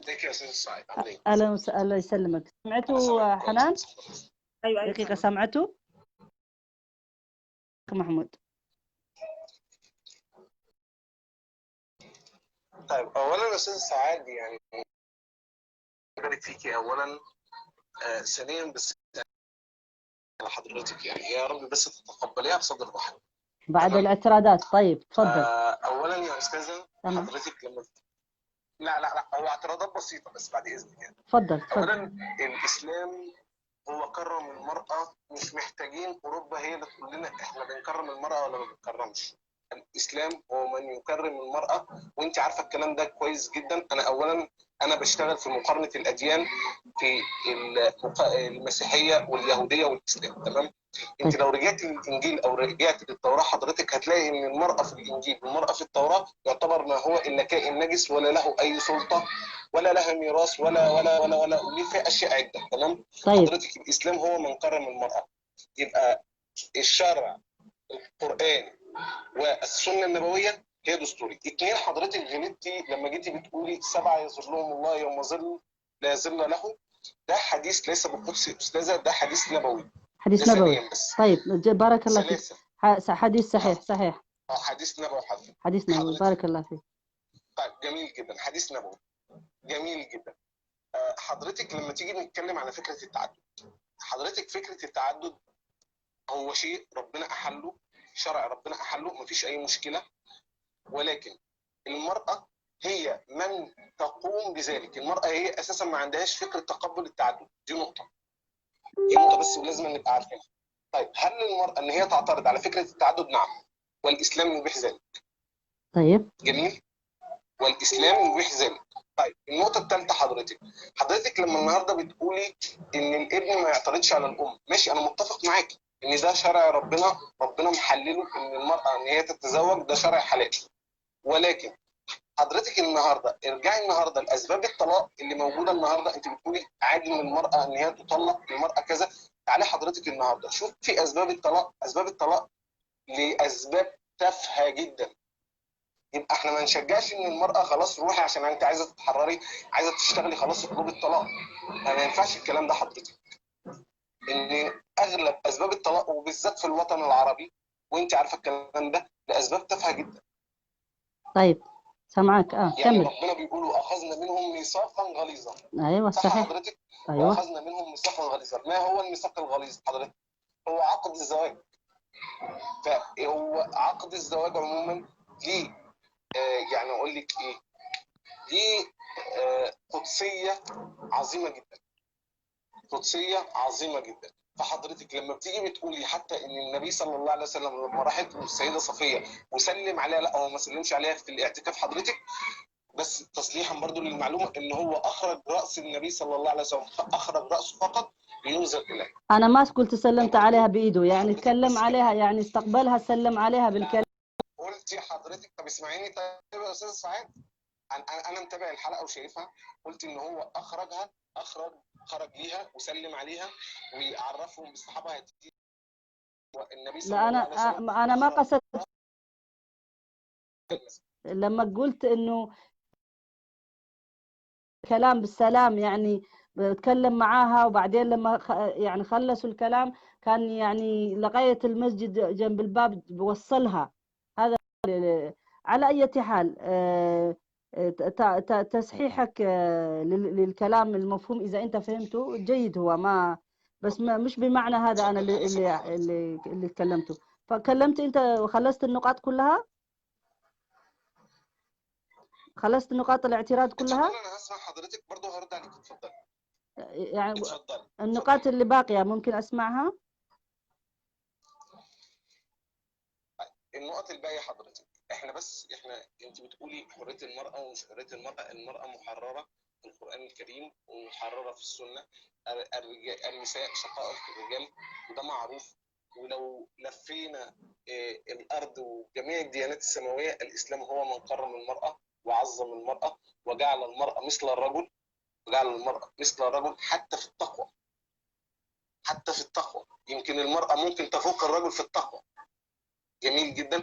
وفي حد انا شفته على التكست لما بيجي بيقول ان النساء ناقصات عقل ودين، وللاسف ده مش فاهم حاجه. يعني ايه ناقصات عقل؟ يعني ايه ناقصات دين؟ يعني لما النبي صلى الله عليه وسلم لما جه قال ان المراه حيضتها ليست بيده، يعني ايه في برضو لو عايزه بقى بجد توضحي يا استاذه طيب ساعات يوضح للناس اللي هم بيتكلموا ان هم فاهمين الاحاديث غلط. طيب لحظة إن الست أخ دايما محمود، بتفكر أخ محمد بعقلها، دقيقة بتفكر بقلبها أكتر. دقيقة أخ اتفضل. محمد. أيوة. النقاط بترد عليك. تفضل حضرتك. خلاص طيب عليك. ممكن تقول لك يعني عشان أعلق أنا عليها، أعلق على علق النقاط. طيب اللي هو قال لك أيوة عليها. طيب اتفضل. أعلق على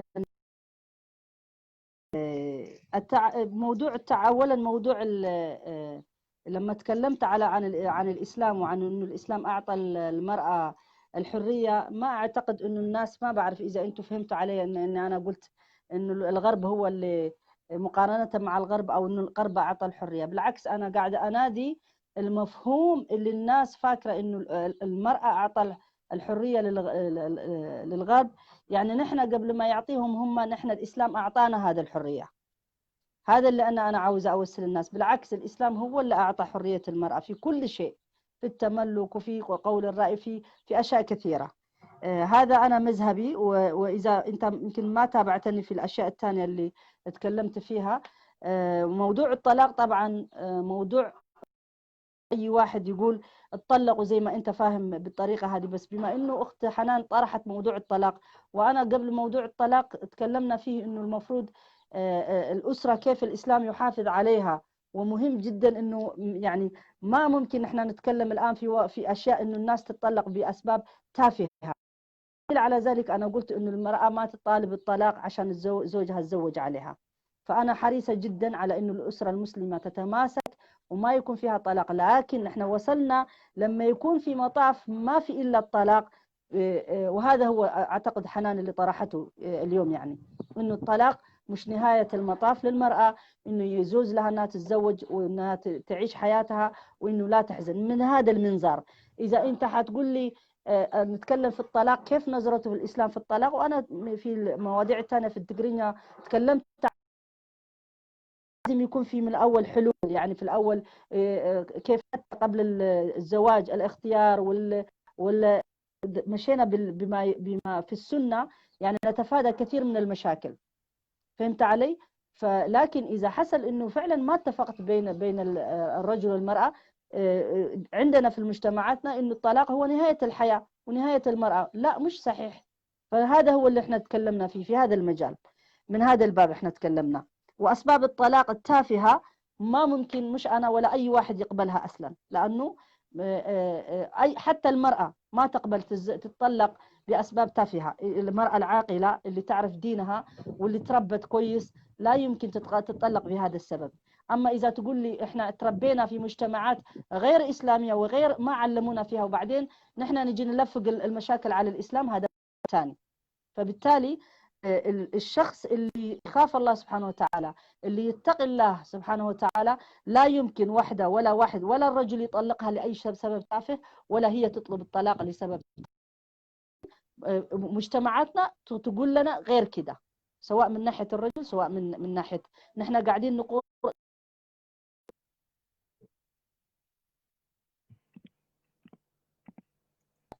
تمام.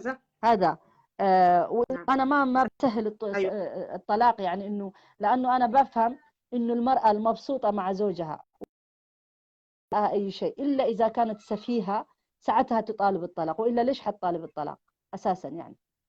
يعني واحدة مبسوطة أصلا من طبيعة فطرة المرأة إن هي تحب اللي تحبه وخاصة أولادها. يعني صار يعني ضعفين، ليش حتطالب الطلاق؟ إلا إذا كانت أسباب كثيرة جدا. يعني مثلا أمهاتنا اللي كان يقبلوا الوضع إنها تتحمل تعيش حياتها في كفاح وفي عنت وفي مشقة، يمكن أنا ما أقبله، يمكن بنتي ما تقبله، يمكن بنتك ما تقبله. لكل مجتمع له ظروفه يعني. فبالتالي نحن لازم نودع الظروف اللي تواجهنا كمسلمين كمان مع الواقع اللي موجود. فنحن ما نغير، يعني ما نمنع شيء عشان حيجينا مشاكل وضرر أكبر منه.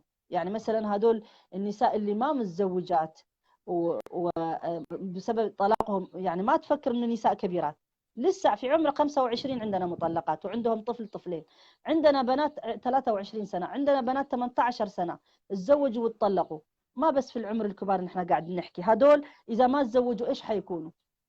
يعني في المجتمع إيش حيكون وضعهم؟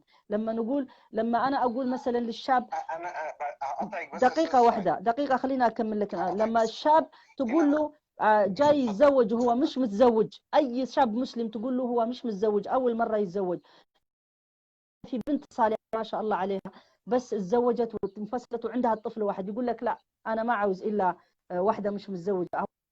خياره طبعا، ما نقدر نقول ليش خيارك كذا، بس الرسول صلى الله عليه وسلم لما تزوج عدد بكر، وكان عندهم مطلقات وكان عندهم أطفال. هذا هو يعني من بهذا الباب. وإيش النقاط الثانية ما بعرف إذا ذكرتها. الحديث اللي أنا قلت إنه الرسول صلى الله عليه وسلم سلم عليها، بمعنى لما جات عنده وتكلم معاها وخلصوا الكلام وبعدين راح وصلها على الباب وجو 2 صحابة كانوا موجودين، مش بمعنى أنها سلم عليها بمعنى إنه طلع إيده ونزل سلم عليها، ما قصدت هذا. إذا أنت فهمت هذا ما أقدر. لكن خلاص والحديث القدسي اللي قلته هو حديث صحيح، يعني 7 يذلهم الله حيث لا ذل إلا ذله. اتفضل يا حنان. نعم. أيوة حنان خلاص الأستاذ تفضل. محمد، عشان عندنا هنا دخل مع الأستاذ محمد علي، هنسمعها.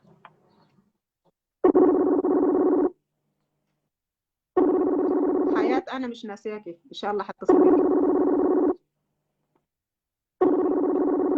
أنا كلامي مش مسموع؟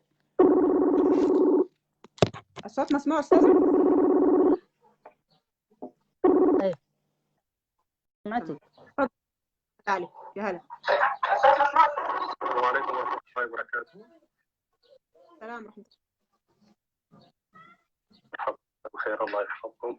في البدء نصلي وسلم على سيدنا وعلى آل بيته الطيبين الطاهرين، وبعد حاب أحيي الضيفة الكريمة ما شاء الله، وأحييك الأستاذة حنان على هذا الموضوع الجميل ما شاء الله والراقي، وضيفتك إنسانة مميزة جدا جدا، ونتمنى من كل الضيوف أو الضيفات بصحيح على هذا المستوى من الرقي والوعي ما شاء الله، طبعا وبتقدم في رسالتها بناء على تجربة شخصية، ونحن بنحترم يعني ما شاء الله تبارك الله مثل هؤلاء النساء اللاتي يعني وقفن بأنفسهن على هذه الصعبة القاسية التي يعني أصغرت إنجاز التعبير يعني ذاتهن فأخرجتهن يعني بهذا الجمال وهذا الرقي.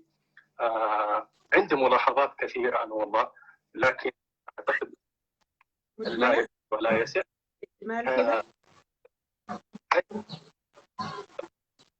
لو أي من الناس لأنه يصير كثير عند الجميع، أريد أن ينقلب هذا يعني علامة إن شاء الله في الصوت بيقطع عندي، ما هو قاعد يوصل الصوت عندي. الحوار القادم كان مع هذه الضيفة الكريمة التي يعني هي في مثابة الأخت إن شاء الله بإذن الله، ويعني نسأل الله لها التوفيق والسداد إن شاء الله وزيادة وعيها وهذا النقاء إن شاء الله. إنه تكون المداخلة قصيرة يعني في البداية، تكون مثلا ربع ساعة بالكثير، شيء مختصر ومادة دسمة، شيء مختصر ومادة دسمة جدا جدا، ثم تفتح باب الأسئلة حتى إنه الناس جميعا تستطيع أن تشارك، يعني بسؤال واحد لا يزيد عن سؤال واحد. اعتراض كمان يكون اعتراض مبرر وبشكل يعني جدا جميل. المتداخل الذي يعني سبقني هو إنسان جميل لكن ضعيف في تقديمه للأسئلة، في اعتراضاته أيا كان، مع احترامنا له وتقديرنا يعني الكبير له، لكن ضعيف. ما كانت مداخلته بالشكل اللائق. الضيفة حتى تضايقت. نعم. ما نحب انه يعني الضيفة تتضايق، لان هي بتقدم مادة وهي يعني اختصرت من زمنها ووقتها الخاص وادتنا او لتنا الاهتمام، نحن نسمع رايها جيد بسعة صدر ونناقشها بالدليل والبرهان ان كان لنا دليل وبرهان. شكرا لكم جميعا، وان شاء الله نلتقي في مساحات ارحب. وتذكروا ان عندي كثير اسئله لا بد من طرحها ان شاء الله، ولكن في مساحه حقبل. ان شاء الله. تمام طيب. باذن الله. هذا كان اللقاء لنا، وان شاء الله في لقاءات قادمه حيكون فيها اسئله أكثر. شكرا لك. شكرا كثير. شكرا لك ولضيفتك الفاضله. بارك الله فيك أخي الكريم. مداخلة يعني إيجابية جدا. هو لاحظ إن الأخ سأل أسئلة ثقيلة شوية في غير هو كان تقولي إن الغرب يحترم المرأة أو أكثر من الإسلام. هو أنت كنت تشرحي فقط إن كيف في السويد يعني مهيئين لها أشياء، مهيئين للمرأة كمرأة، مش كمسلمة، كمرأة بصفة عامة. فهو ذا الاختلاط اختلط عليه الأمر. حياة عندها مداخلة. أيوة.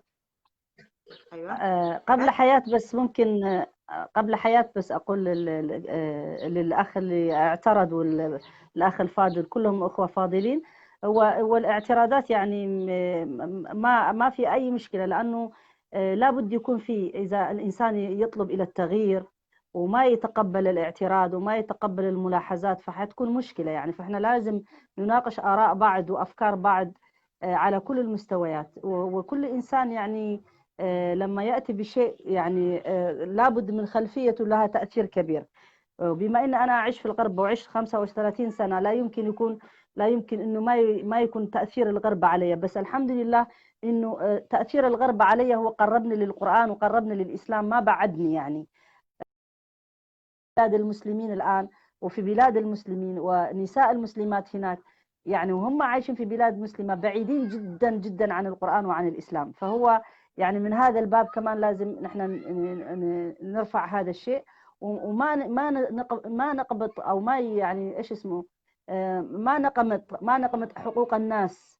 ما يعني نكون نحن عادلين في كل طروحنا، لأنه الله سبحانه وتعالى يقول يعني لا يجرمنكم شنآن قوم على ألا تعدلوا إنه هو أقرب للتقوى. نكون يعني فعلا إذا نحن هنكون بس يعني ناس كثيرين يقولوا لي أنت تمدح الكفار.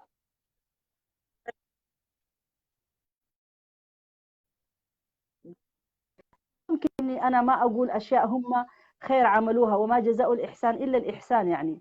لكن بجانب آخر للغرب كمان في جانب مظلم. جميل.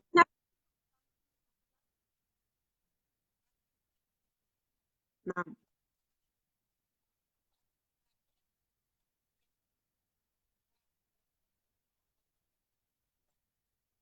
يقطع. نعم. هناخد بس مداخلة من حياة عشان عندها شيء عايزة. أيوة. الأخ الثاني هو كان معارض أكثر شيء مما هو مشارك. سعاد سمعني. ألو. ألو السلام عليكم. عليكم السلام ورحمة الله وبركاته. تفضلي. هلا أستاذ اسمعي. مساء الخير حنان والأستاذ. الله يسلمك نورك يا عزيزتي. طيب أنا ما عندي سؤال، بس كنت حابة أتكلم في موضوع المطلقات اللي تكلمت فيه وحنان طبعا. تفضل. طيب أبغى أتكلم بس ما عندي سؤال. أبغى أقول الأول شكرا لحضوركم، والبرنامج كان جدا جميل، وجرأة الأستاذة سعاد كانت مرة موجودة. حياة صوتك. تفضل يعني. نعم صوتك راح. أوكي شكرا. وصلت رسالة. شكرا ليكي. حياة بتشكرك يا أستاذة، بتشكرك على اللقاءات. الله يسلمك. بارك. أنا سعدت بلقائكم جيد، وأحب أشكر الأخ الأخير اللي تكلم وقال إنه المفروض نعملها برنامج غير الفكرة اللي جابها. وطبعا لأنه إحنا من الأول قلنا كمان إن هذا أول يوم وما عرفنا كيف حيكون يعني، وصارت يعني مواضيع كلها داخلة في بعضها، وطبيعي هذا أول لقاء بيكون. لكن مرة ثانية حنخصص يعني لكل موضوع نتعمق فيه أكثر. وأنا اليوم أصلا ما جبت ولا هو كأنه كان لقاء اليوم حيكون، بحيث إنه أتعرف عليكم وتتعرفوا علي، ليس أكثر يعني. ومقتطفات عن من كل الزهور يعني. صحيح صحيح. شكرا كثير أستاذة سعاد. يعني ده يا جماعة كان يوم يعني افتتاحية كده، بس بنقول بسم الله الرحمن الرحيم. إن شاء الله في حيكون لقاءات أخرى حنحدد لها موعد ويوم تكونوا يعني متابعين معانا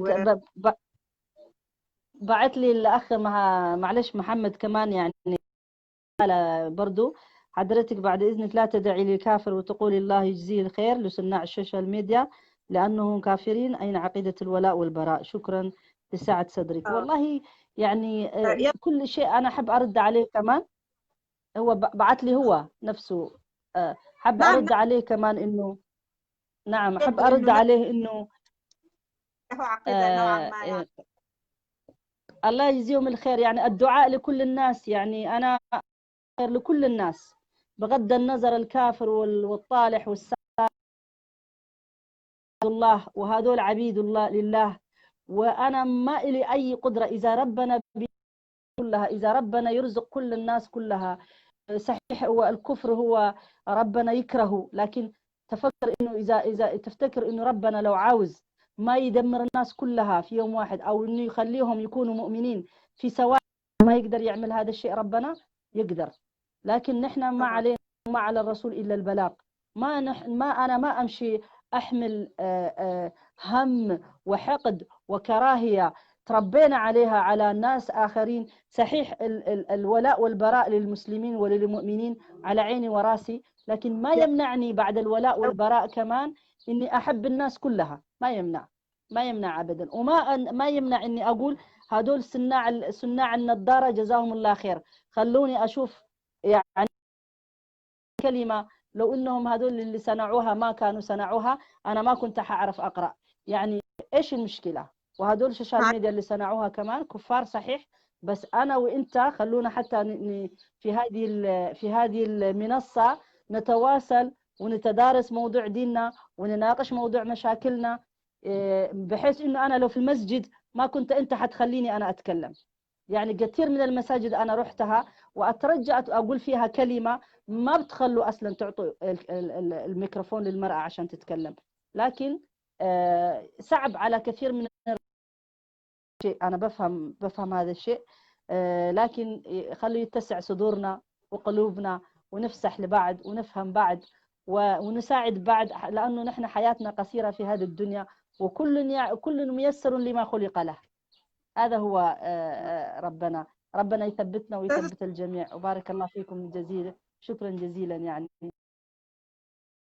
الأخوات والإخوة كلكم إنا نحبكم في الله، والله يجمعنا في الفردوس الأعلى يا رب.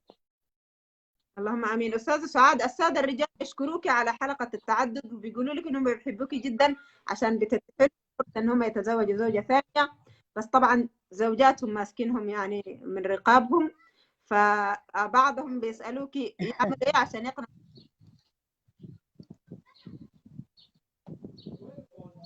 ايش السؤال حنان؟ ايش قلتي؟ الاولى بالزواج.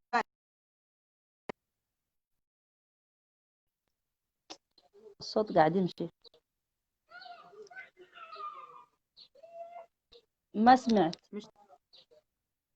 عيد السؤال ما سمعت. عيد السؤال. سألك أحد الأصدقاء بيقول لك ماذا يفعل ليقنع الزوجة الأولى بالزواج مرة أخرى؟ ليقنع. أوكي. هو شوف، يعني طبيعة فطرة إنه تلاقي امرأة تقول لها تستأذنها تسألها تقول لها أنا عاوز أتزوج وتوافق لك، هذا من سابع المستحيلات إلا من رحم ربي.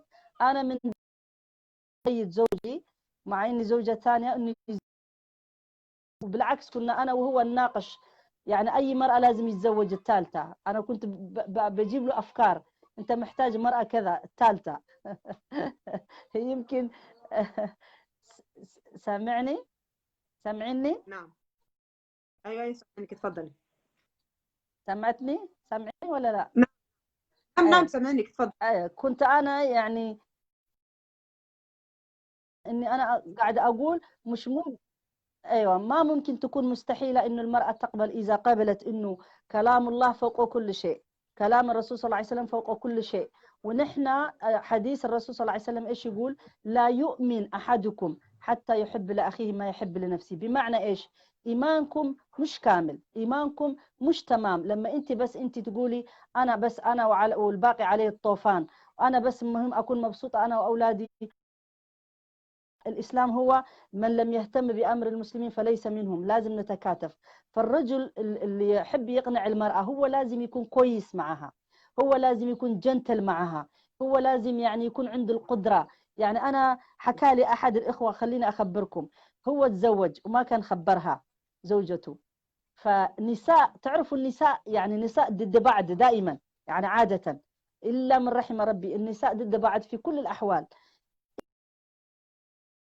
الزوج يتزوج على واحدة تانية ساعتها يتكاتفوا، يصيروا يصبحوا أمة، يصبحوا يعني كلهم يعني خندق واحد. عشان إيش؟ مش عشان حبا في المرأة اللي تزوج عليها، لا، عشان ما يجي لها هي، عشان زوجها ما يتزوج عليها، فهي لازم تقطع الخيط من الأول عشان ما يجي دورها. فإيش عملوا؟ راحوا على المرأة هذه لما عرفوا بعد 3 سنين، معلش سامحني اللي حكى لي بحكي، بعد فترة طويلة يعني تعرف هذا الزواج وما كان مخبرهم، فجو النساء كلهم تجمعوا يخبروها هذه المرأة. أنا والله استغربت لما حكى لي، قلت في امرأة في هذا الزمن بهذا الشكل؟